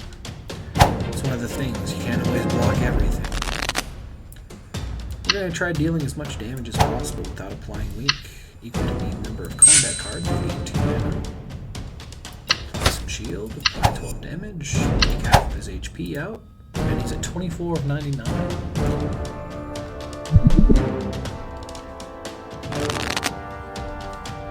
Let's see. So we're going to take 3 damage from this, but he's going to deal 10 damage to himself with thorns, which means he's at 7 HP, and he's dead. So, Lizard Fighter, 3 damage for each Beastman card in the game and gain 1 strength. Lady Bloom, apply 3 poison to all enemies. Or Volcanic Fairy, apply 4 burn. We're not going Beastman. We're not going Fairy. I think we're going to take the gem this time. We're going to go ahead and open the chests. Take both of those. I think we're going to ignore the Apprentice Knight. I don't think we need another one. We're going to watch this ad. Ah, yes, a different Arknights ad, finally. We might have watched this one a time or two, but as you guys get going on further and further into this run, it becomes harder and harder to prevent yourself from taking damage. Sometimes you might be able to manage it effectively. Choosing which cards to play and when will result in you being able to block damage, such as the commander being able to give you armored, which allows you to stack armor on off turns, being able to deal damage on turns that they're dealing damage to you. Truly depends on how you play the game. Really, the best strategy early on when you don't quite understand it is to be as defensive as possible, take as little damage as possible, while still managing to deal damage to the opponent. So, as you saw, we got into the merchant room, immediately watched the ad, get that extra gold. It's always nice to be able to have the extra bit of resources going through a run, and it'll always make your runs a little more effective. Now, you could do it without watching any of the ads, going through and being able to get what you need. And if you want to do a run where you don't use the ads, my apologies. I ended up sneezing and I muted myself just in time. As I was saying, now you can try to do runs without using any of the ads that give you extra resources. Don't use the chest rooms and don't use the free coin button while in the merchant room, but it's something there just in case you need it, something that'll assist you going through your runs as you go further and further. Again, we're at 44 HP out of 70. We're a little lower than we were at this stage going through the map on the previous stage, but we're going to see if we can get anything useful. Starting combat with 2 armored is pretty good, but here, something that's usually good is treasure map. Treasure rooms now contain only silver, gold, platinum, and diamond chests, no bronze. It can be good, but I always find that sometimes you'll just get lucky. No need to buy a treasure map. So we're going to go back over here. We're going to take a look at what we could buy with our coin. And we see another Hyper Warrior down here. Deals 12 damage, kill an enemy, 3 strength, 3 resistance, and an exile. But this, if you manage to get enough angels to start making angel archers work, they are one of the best cards in the game. Angel Archer is an angel. Deal 2 damage for each angel card in the game and heal 2. You deal damage, you heal 2 every time you play it. And it just becomes so good when you start getting angels. Angel Fairies is a good combination. Angels is just a good combination. Something you should know, and I'll explain it when we get further on and get to see all of the cards, is never run Angel Demons. They do not mix. Some of the cards will punish you for having one or the other inside your deck. Seeing another Shadow Assassin, it might be okay to go with that, but I think we're going to ignore that. We're going to go down here. We're going to take a look. We could get in our HP, but I think what we're going to do is we're going to do card copy. Choose and duplicate one of your cards in your deck. You can go through and choose to duplicate one of your cards. It's always sometimes nice to be able to duplicate some of your level up cards. I wish that we had her leveled up so we can do that. And I actually might hold off until we manage to level her up to be able to get her upgraded, because I think the upgrades work independently, but I'm not quite sure there. So we'll find that out later on. So we're going to go hold off. We're going to exit, not buy anything that time. And we're going to go ahead and go down the left path again. Cerberus. He has the first form of, I believe, 2 or 3. Evolution. When this creature takes fatal damage, instead of dying, it evolves. He's going to debuff us our first turn. We're going to go ahead and... how many combat cards do we have? Let's go ahead and use the Witch trick. Debuff. No extra mana. I wasn't paying attention. It's all good. We ended up exiling the Witch, but managed to give him a debuff. Give yourself some shield. We have stuff in the deck in there, and we're just going to end the turn without taking too much damage from the bleed.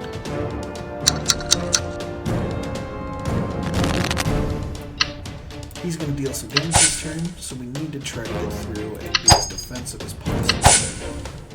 Wasn't able to get any defense off. We're going to take 5 damage plus the bleed damage that we took this turn. It's one of the hardest things to do sometimes. You just don't get lucky. You don't get any of your defensive cards coming through. So, this is not the time to be defensive. We're going to try to be offensive as possible. We're going to apply 9 weak, go into the second form. Cerberus, ultimate form, double hits. If this attack is blocked, this creature will deal damage equal to the extra attack, or to an extra attack. So basically, if it doesn't manage to get through a shield with its first attack, it's going to try again. We have no cards in the discard. We're going to get an extra mana. We're going to get strength. We now have combat cards. We're going to gain 1 mana for each of them in hand. We now have 5 cards. We're going to apply weak. We're going to do damage. We're going to do damage. Apply some shield. Apply some shield. He's going to do 6 damage and then 6 again. We have more than enough to block it, and we have immune just in case we weren't able to.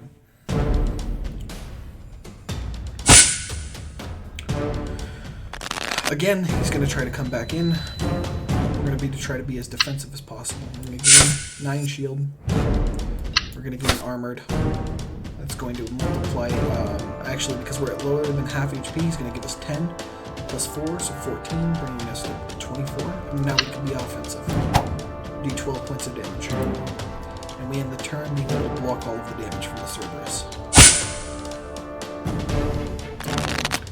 Next, we're going to apply more thorns. We're going to do 10 points of damage. Can't really be defensive. There are no defensive options. So we're going to try to deal as much damage as we possibly can without taking too much damage. Yep. Should have been blocked even in the slightest. Sadly, nothing we can do with being a warrior. Cerberus is one of the hardest things to fight when you don't get your proper defensive item setups. Let's go ahead and do that. Let's go ahead and take some defensive action. Let's try to get that elf warrior leveled up if we can.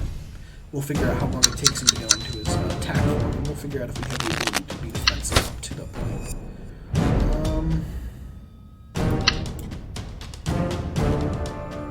We go grab the elf warrior. We kill him. Cool. Another shadow assassin. Another card from the draw into hand. I think we're gonna go with the gemstone this time. We're gonna go into the chest room. Take Sapphire Guard, one of my favorite cards in the game. Gain 5 shield, gain 1 mana, gain overcharged until the end of this turn.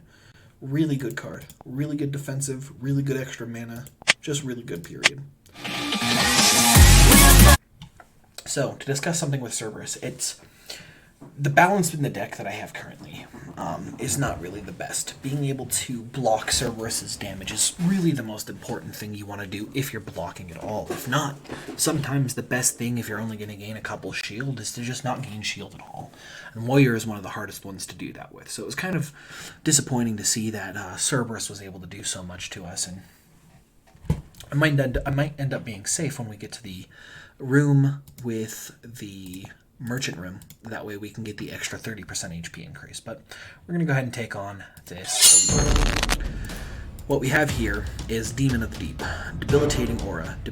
Dealing unblocked damage to this creature will apply 1 weakness and 1 frail. So the more damage I deal to him, the harder it will be to kill him. we're going to go ahead and do 12 damage at first, apply weak, do a little bit of extra damage. We're going to bring him from 111 to 94. Apply 3 weak, and see what he's going to do next turn. But now, we have debuffs. We're going to gain some armor. How are we going to do this? Let's gain some extra mana first.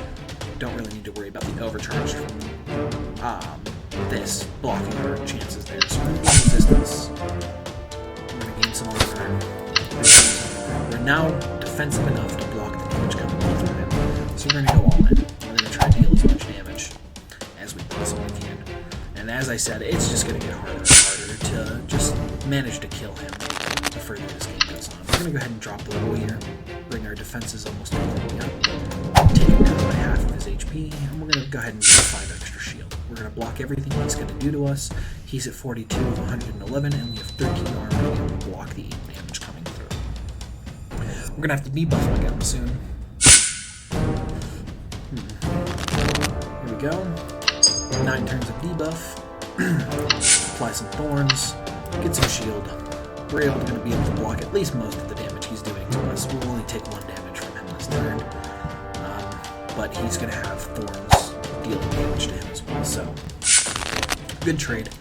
We don't really need to apply any more debuffs. We don't really need to have anything, so we're going to do damage. Equal to the number of combat cards, we're going to gain mana.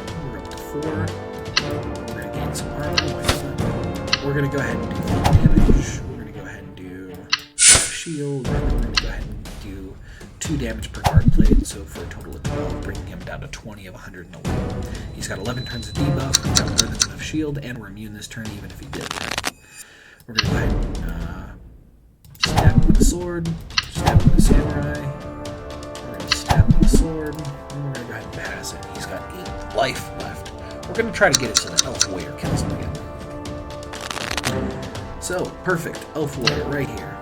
Kill 6 enemies, and this card will upgrade, doing 4 damage. Best way to get him down to 4 HP. Get 1 mana per combat card, gain enough armor to block him. He's at 4 HP, he's dead. We got a credit towards leveling up the Elf Warrior. Centaur Fighter, Beastman, deal 2 damage to target enemy and 6 damage to all other enemies. Good card.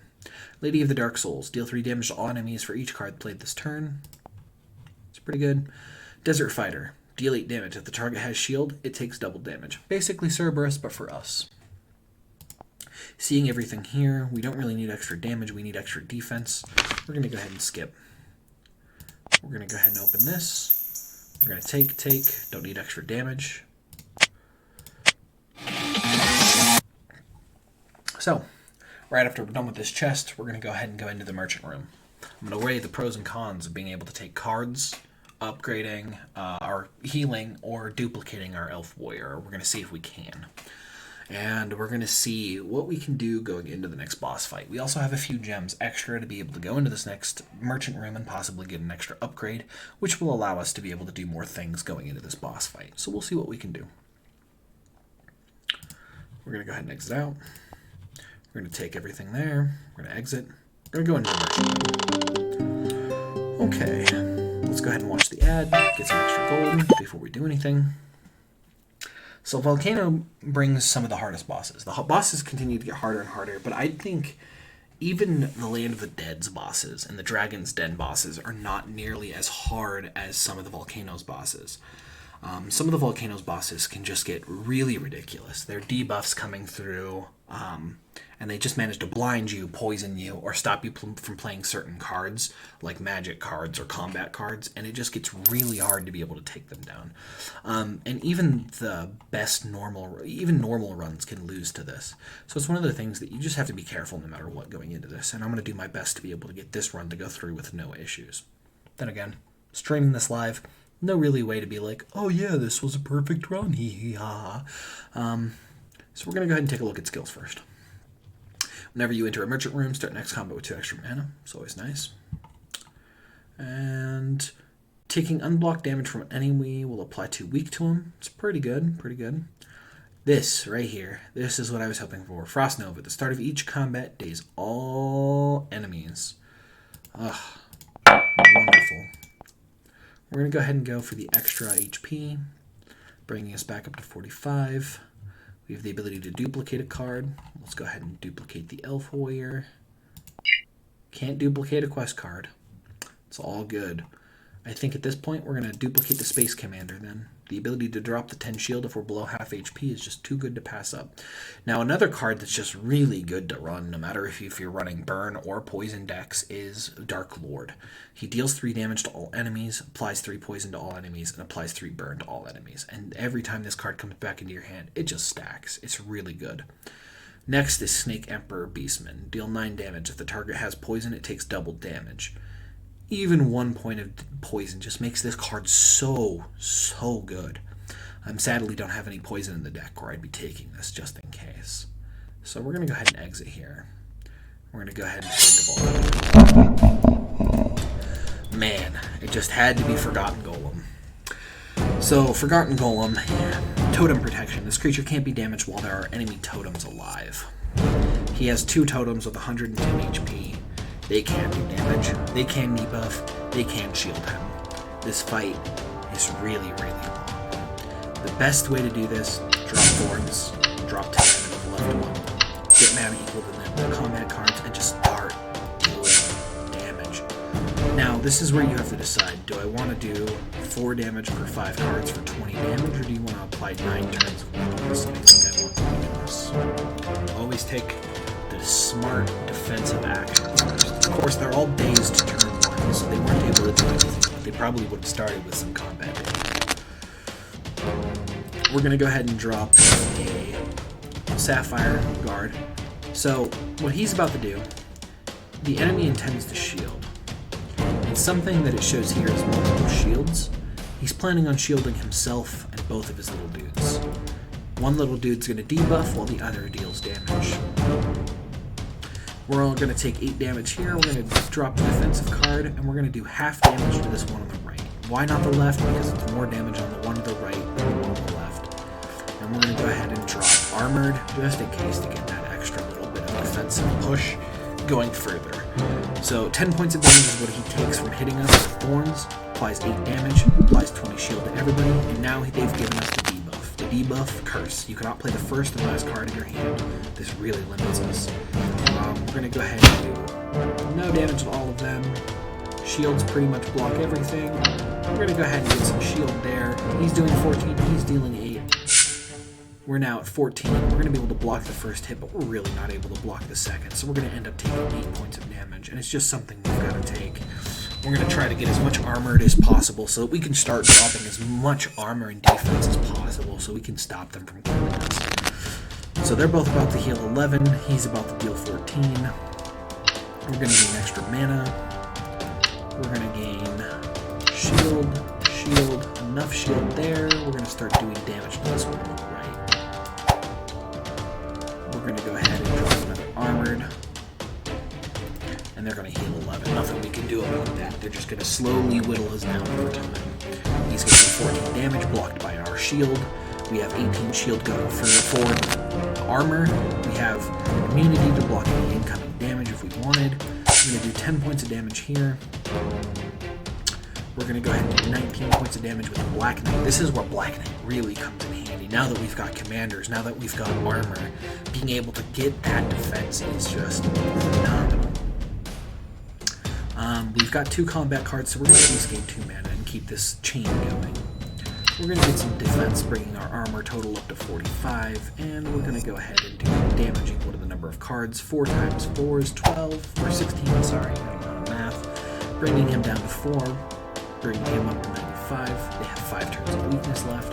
We're going to go ahead and pass the turn. He's going to kill, actually, he's going to kill himself for 50 damage. He's going to debuff us this turn. He's going to give us weakness, thank God. Okay, so we have a total of 36, 44 damage coming in, and we want to be as defensive as possible. We now have enough armor to block him, but we want more if that opportunity arises. We don't do any damage to him, but we managed to kill the one on the right, 36 points of damage. We're going to gain 1 mana for each combat card. We were overcharged, I forgot. See, not perfect. Just trying to play to the best of my ability. Something that you might want to maximize is paying attention to whether you have the overcharge off or not. We're going to get as much armored as we can. We're below half HP, so we don't get armored anymore, but we do get armor. So the best thing we can do is hope that we're able to start blocking for future damage coming through. Let's go ahead and do damage. We're going to drop a commander, and we're going to have 18 defense. He's healing 11, he's healing 14. We're getting another 3 resistance. We're able to block the damage incoming. We want to kill this guy as quickly as possible. Something we need to start going in on.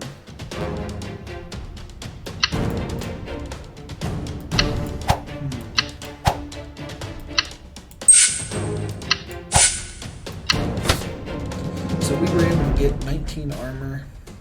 We're going to take 32 points of damage. This is going to bring us down to 2 HP. So the only thing we can hope to do right now is hope that we manage to get enough damaged block going forward. Defense, defense, damage.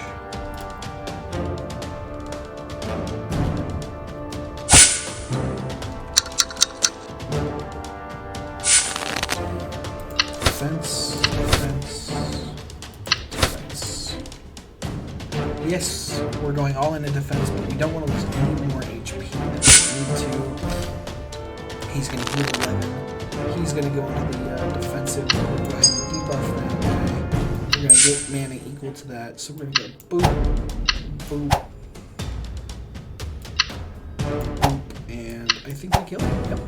So now we're on to the boss dude. He's going to wait this turn. He's got 3 turns of debuff. We have 10 HP with 4 armor. Let's see what we can do. It's going to be a risky fight. If we don't get the right defensive items, we might end up losing this. Let's go ahead and go down for...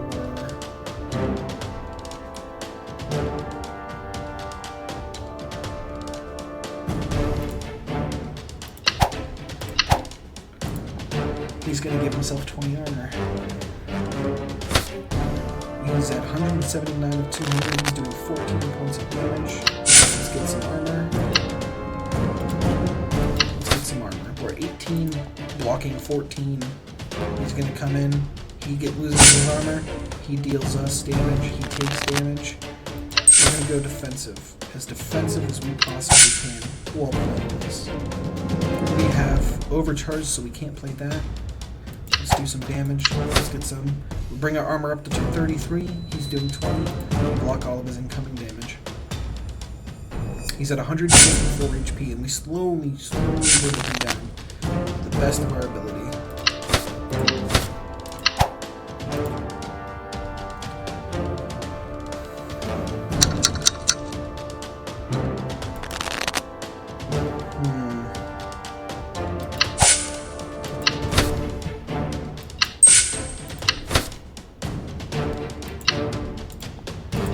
We managed to block 34 of his 40 incoming damage. We're taking 6 extra because we weren't able to apply bleed. Every time we see bleed, we need to start bleed in order to ensure that we do not lose this.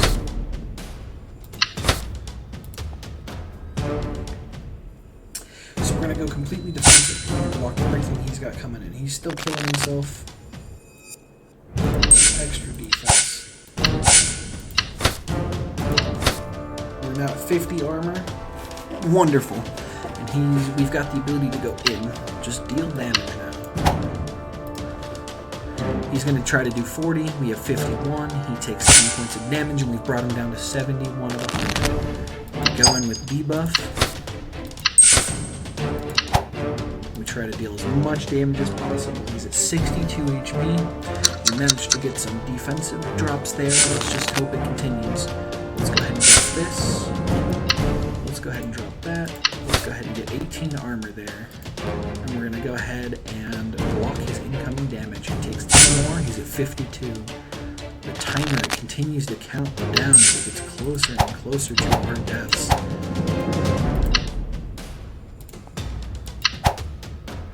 So, we end this turn and we hope that we can either kill him or block all of his incoming damage, or both.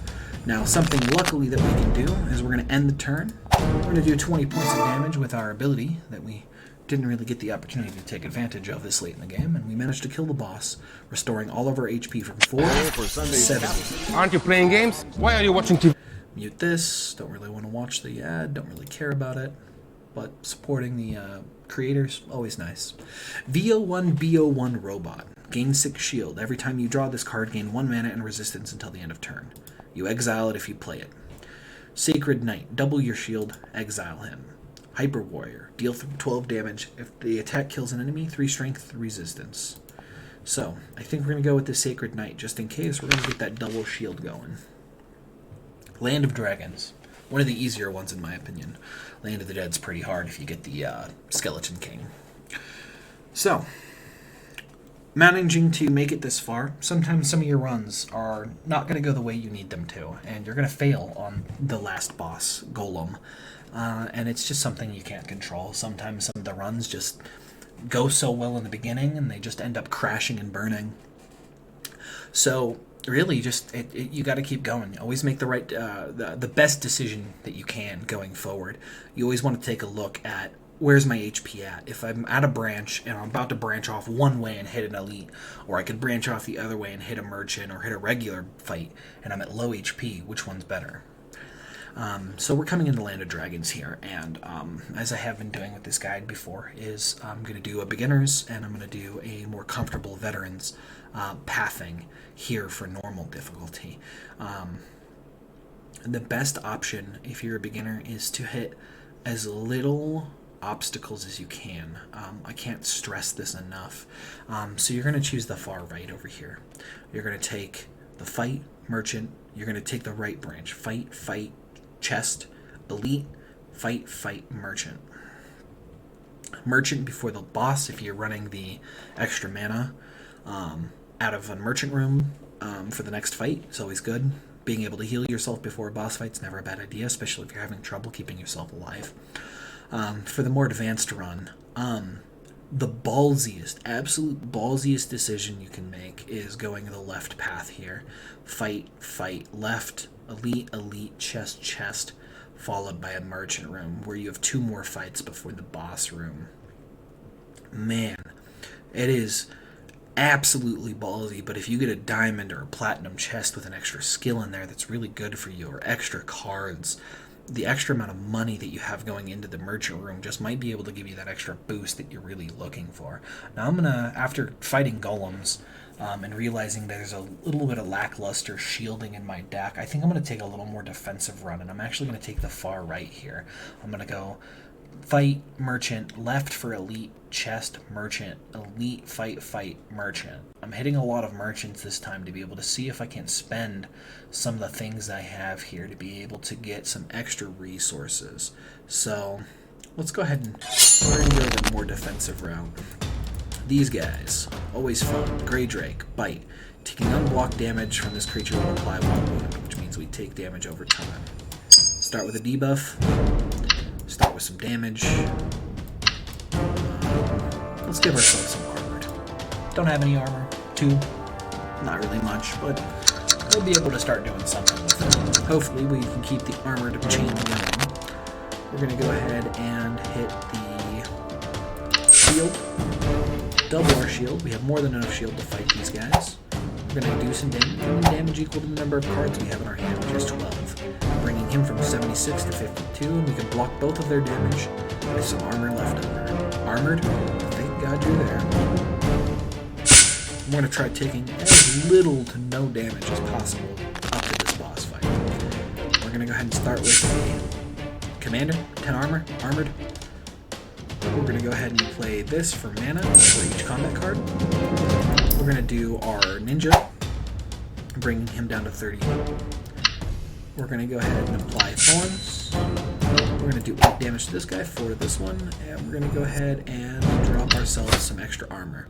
Seeing how we just played a card for 5 times 9 because of our resistance, we got a crap ton of armor. As you see here, we have armored, we have 58 armor. This is how this build is supposed to be going. More defensive, or we can just go ham. As long as we keep the armored up, as long as we keep the armor flowing in, we will always have the ability to be as aggressive as we need. So we're going to go thorns, we're going to go extra mana.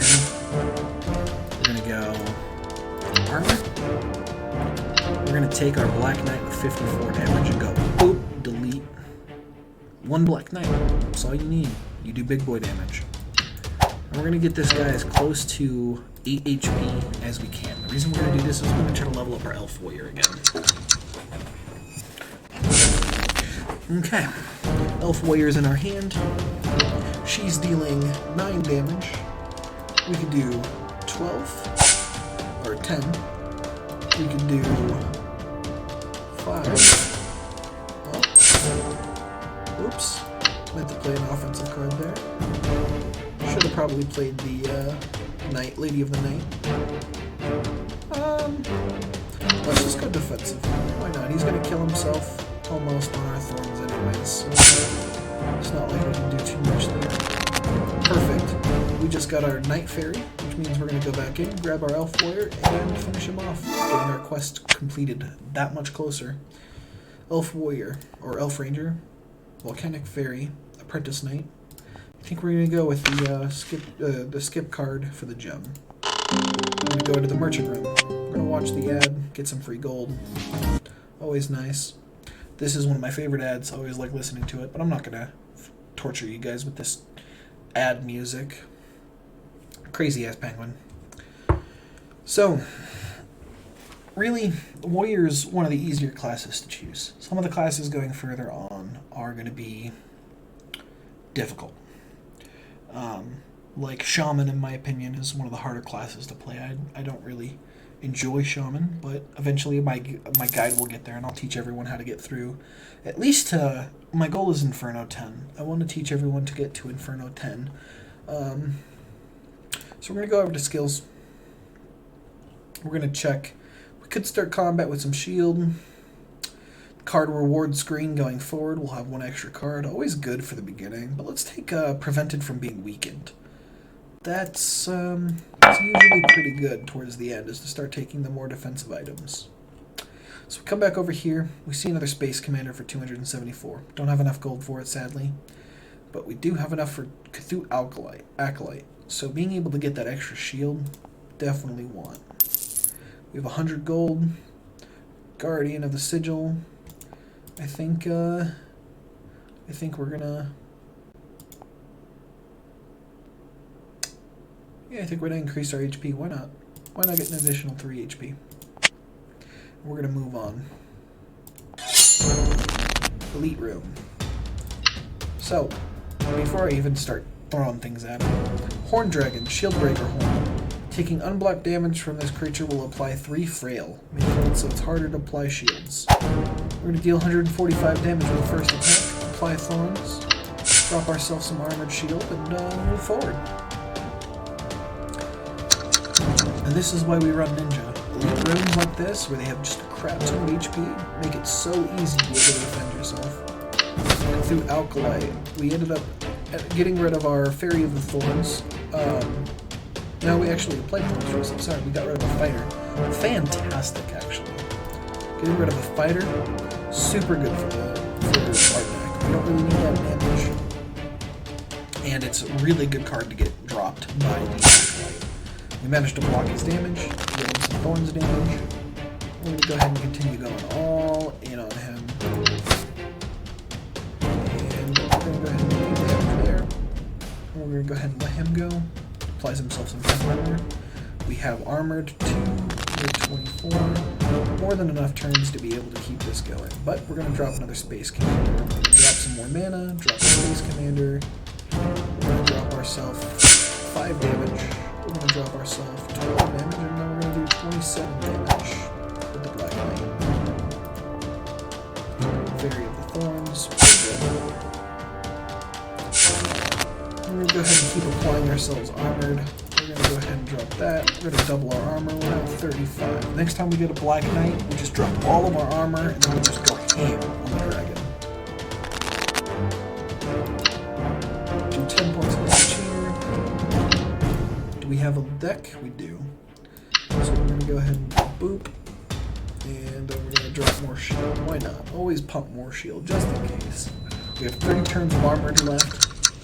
If we get a Black Knight, he's just dead.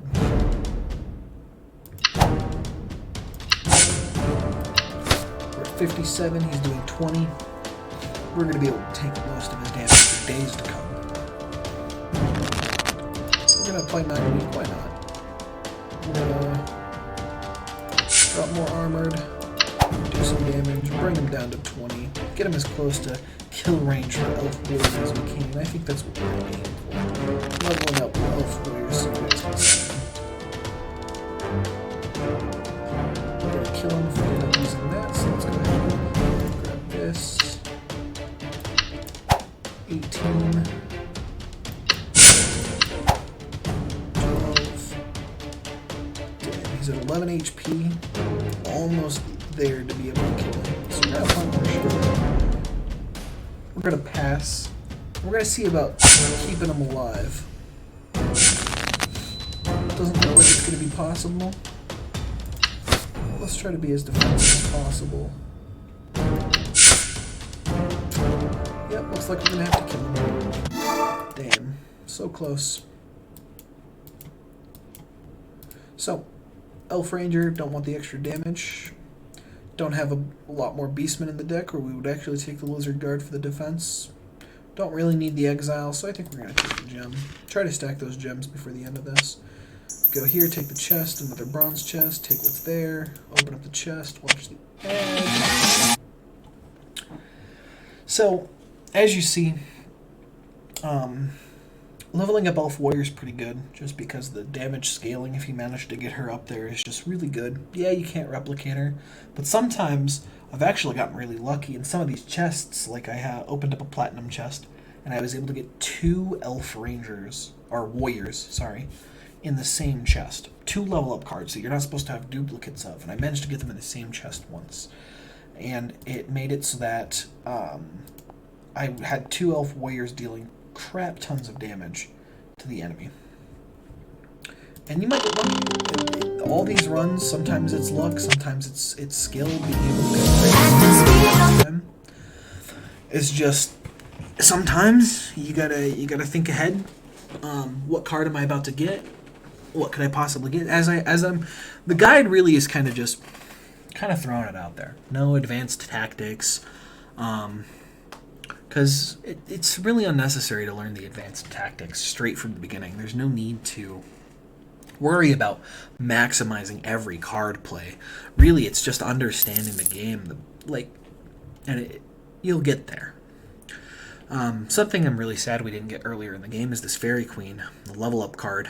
Gain 1 strength until the end of this turn, gain 1 resistance until the end of this turn. You play 30 fairy cards to upgrade her. She doesn't exile herself until she flips, or upgrades, where she then gives you a permanent 2 strength and 2 resistance. And it's such a good card. I'm actually going to take it just because the ability to get the shield, or the resistance and the strength, is pretty good. We take a look, see if there's anything we can afford for 7 gems that we absolutely desire. Wished we could have gotten the Cursed.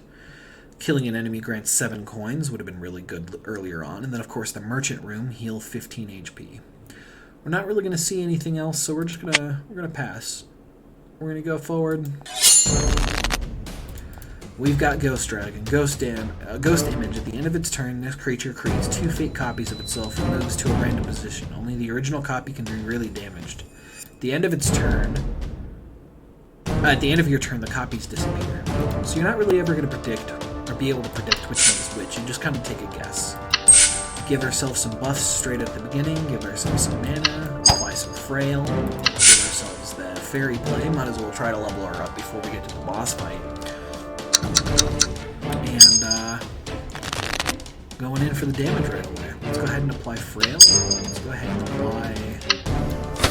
getting rid of our, Hyper Samurai kind of sucks. Now, one of the hardest things to decide is when you don't get this turn 1, the Ninja, he becomes really kind of a lackluster card, and you kind of just have to throw it out and hope that you hit the boss there. But I'm gonna take the more defensive way. I'm gonna go Commander right now.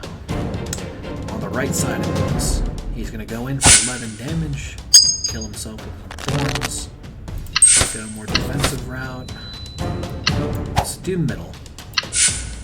Let's see. Nope, he was left. He's going to do 22 damage, leaving us at 7 armor. Armor's going to drop. We're going to have that. We're going to get some go grab ourselves our Space Commander, drop off some armored, give us some armor. He either took 9 damage or 5. That's why some of those cards are good. We're going to multiply our armor value to 35. He was middle, so he actually did take the 9 damage. Pretty good. He gives us the frail debuff. So we're going to go ahead and give ourselves more armor, Space Commander for more turns of armored. He's going to do 11 damage, dealing himself 10. This is going to be one of the slower fights. Really, let's go ahead and drop more armor. Why not? We're going to drop a defensive card here on the left. Give ourselves that. Try to do that. Yep, he was on the left side. Nice guess. I think he's on the left side. I think it actually shows you where he's about to go. I think he's on the left side. So, let's go ahead and drop ourselves a fairy. Let's drop ourselves some frailty. Let's go ahead and drop ourselves some armor. I was right. He did go to the left side. Let's see where he's about to go. Left again. Let's go ahead and see if that's where he went. Let's drop all of our damage into that spot right there. Nope, he went right. Deals 11 damage, blocked by our armor. Let's go ahead and go right. Let's just throw it out there. See if we got lucky. We're going to go ahead and go right again. And we're going to go ahead and multiply our armor to 28, block him to 22. I did guess right. He did go right. So, he's down to 42 of the HP. Which is pretty good for us. Being able to continue going in on that spot. He's at 11 HP, and we've gotten really good at predicting. I think you can see where he's going. Like, it shows like his animation going over here when he does the little bloopy, so we'll see if that's where he went. Can't play magic cards, that's what this one means, silence. Magic cards can't be played, he's at 11 HP. We have 4 turns of armored. Drop. Can't drop that. 1 HP. And he's going to kill himself. And we take 5 damage. That's what I get for not paying attention, though. I was just kind of throwing cards out. More focused with where he was going to go rather than where he was. Deal 4 damage to target enemy X times. X is the number of combat card in your hand. This card is not affected by block. This can be really good. Especially against creatures that drop armor. Let's see what else we got. Gain 4 shield for each combat card in your hand. Really good. Dark Shielded Knight. And then another Young Witch. I think we're going to go with the Dark Shielded Knight. I think I want the more defensive option. So, we come up against the dreaded Emerald Drake. Poison Absorption. If you're running Poison, it's kind of just GG here. Every time you apply Poison, this creature will heal 2 HP. And he's got quite a bit of HP, so we're going to go ahead and drop that. Frail him. Give ourselves some armor. I should have attacked him. Didn't realize. Didn't really paying attention. It's getting to the time where the run's starting to wear and tear. Like that. Get some combat cards. Armor. We're going to do resistance. Damage. Damage. We have 10 armor blocking 8 damage with 10 thorns damage. And he's going to start taking damage. And he's going to start hurting. So we're going to go ahead and gain some extra mana. Give him 9 turns of frail. Give ourselves some armored. Give ourselves some damage. Give ourselves some armor. And then go ahead and deal some damage. 20 damage in a turn with 11 damage blocking his 8. I think we're good. I think we're going good. He's going to do 8 more damage this turn. We're going to get enough armor there. Block that. And then we're going to go ahead and do 13 points of damage right there. Block 14 points of damage. And he's only dealing 8. Makes it so that we're not going to take any damage killing him. We're going to go ahead and drop the commanders, why not, and we're going to go ahead and do 12 points of damage. He's going to debuff us, possibly blocking us from playing combat cards. Nope, just making it so our armor's hard to play. We're going to do 10 points of damage. Okay, Lady of the Dark Souls. Deal 3 damage to all enemies of each card played this turn. Apply 3 burn to all enemies. Or Young Witch. Let's go ahead and go with let's go with the gem. Let's see, because we've got one more merchant coming up. Let's see if that gem will make a difference. So, Metallic Drakes. They have armored. Shield is not removed at the start of its turn. They start with 6 armor, and they're going to be dazed this turn. Or they would be probably armoring themselves up right now. So we're going to go ahead and focus the one left. We're going to go ahead and attempt to do as much damage as possible. Get him low. And they're going to be very defensive, very hard things to kill. So let's see what we can do. So, let's go ahead and drop some frail. Let's go ahead and drop some extra mana. I can't drop extra mana because it's overcharged. We're going to go ahead and go in for damage. And we're going to go in for shield. Blocking 15, which is enough to block all of their incoming damage.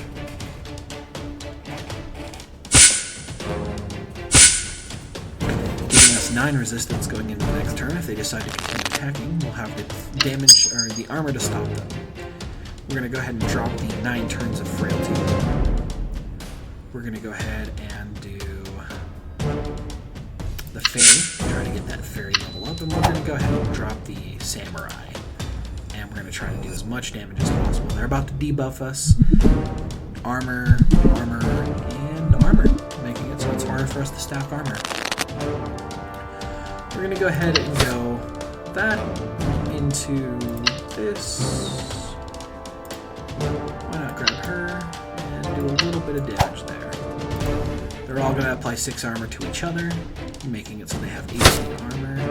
It's going to make them really beefy. And they're just going to get harder to kill the longer we leave them. So we're going to go apply thorns. We're going to drop a fairy. They're doing damage this turn. We are immune. It doesn't really matter. Let's go ahead and drop extra mana. Let's go ahead and drop extra damage. Because I am not too worried about getting extra armor this turn. Let's go ahead and get armored. And let's go ahead and ignore everything they're about to do to us. At least every time they attack, Thorns is actually managing to whittle down the armor that they have. Let's go ahead and drop some armor. Let's go ahead and get some mana. Let's drop some Thorns. Let's do Samurai. Let's do some armor. Let's do some armor. So, we're going to be able to block 7, 14, 21. We're going to take 2 points of damage here. Nothing we can really do there. Kills himself, takes some damage, brings him down. They have no armor now, they're about to armor themselves for 6. We're going to go all in. Just deal as much damage as possible. We're going to go ahead and place some armor there. They shield themselves. Perfect. And we're going to go ahead and just go in again. Just murder them as quickly as possible. Try to get that level up on the fairy. And we're going to go ahead and pass the turn. Now this is another time that you might be able to level up the elf warrior. If you manage to balance it just right, you might be able to defend yourself well enough to be able to stop them from really going in for any damage. Good thing about the ninja, he ignores shields, just taking their HP in half. And we're going to go ahead and try to deal as much damage as possible. Get them as close to kill range as possible. With 2 of them up, it's a little easier to handle, not taking any damage from them. They're about to apply 6 shield. Go all in. Just murder him as quickly as possible. He's at 13 with 6 shield. He is at 33 with 8 shield. We come back around. Do 10 points of damage. You're in kill range. Let's go ahead and continue you there. Let's go ahead and grab you. Let's see. Elf Warrior, 9 damage. Kill range. No, we don't have the mana. No. Well, that's what I get for paying attention. So, they block up. Stop me from killing them.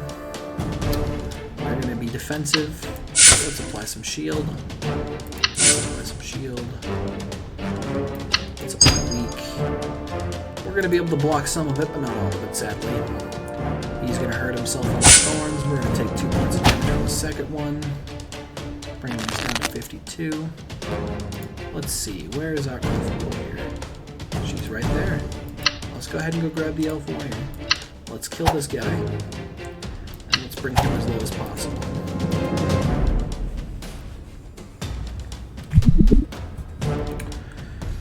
So, find more frail, more damage, mana, deal damage.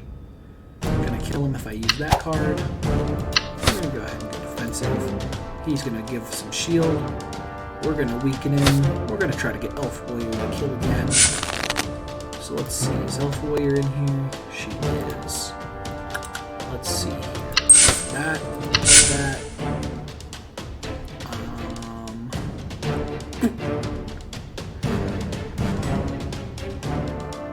Let's see. He's not going to kill himself on our armor, so let's go ahead and armor up. Have him come into us. He's at 3. He's about to attack. We have nothing in the deck.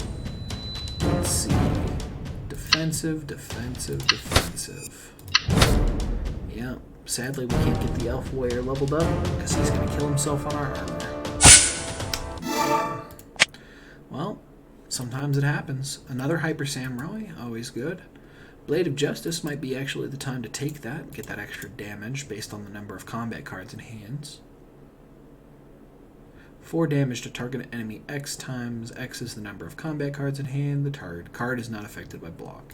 I think it's time to take that. I think that's a good enough card to take. We head into this. Watch the free ad. Video ads are not available. Sometimes it does this. I think it's just if you do it too many times or you've been playing too long, sometimes it's not going to let you watch the ad. Sometimes you just got to click it over and over again. Like I did there, I clicked it twice and it managed to open up. Sometimes you have to actually close the app down completely and relaunch it in order to get the app to register you being able to click on the ad. It's not really the most effective. Sometimes it kind of sucks. Hopefully Shark Labs watches this and manages to work out some of the bugs there. I'd really love it. I love Shark Labs. They've done a really good job with this game. Some of their other games are pretty fun as well, but I think this is by far one of the best games that they've developed so far. So we're going to go ahead and take a look at skills first. I always take a look at skills. Can't be cursed, gain that armored, blind. Just in case. You gain 1 max mana, you're permanently blind. Sometimes that could be really good. If you know the fight's inside and out, it's been a hot minute since I've played, so I can't really attest to being able to do that. Or if your build is just so strong, you gain all the shield every turn and all the damage every turn. It doesn't really matter whether you take the blind or not. I think the best option we're going to have here is to play every 10th card, you gain 10 shield. I think that's the best option for us. We're going to go in, get 30% HP, go into this boss fight full HP. Just to be safe. Okay. Terror of the Depths.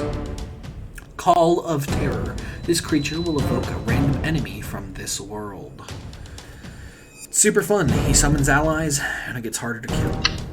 We're going to debuff. We're going to take extra mana, extra shield, do extra damage, extra thorns. We're going to try to get those thorns out early when he's not doing stuff. He's going to summon himself an ally. Soon. Okay, let's do half of his HP damage. Let's do Commander. Let's do Cthulhu. Damn. I'm not going to be able to block all of the damage he's got incoming because he's going to hurt. 39 damage. He manages to get through. We're going to go Thorns. We're going to go Commander. We're going to go extra mana. We're going to go that. Extra damage. There we go. Give him a bunch of debuffs, try to get as much armor as possible while his debuff comes in, giving us less armor growth over time. Now he's going to give us 2 debuffs. Let's see.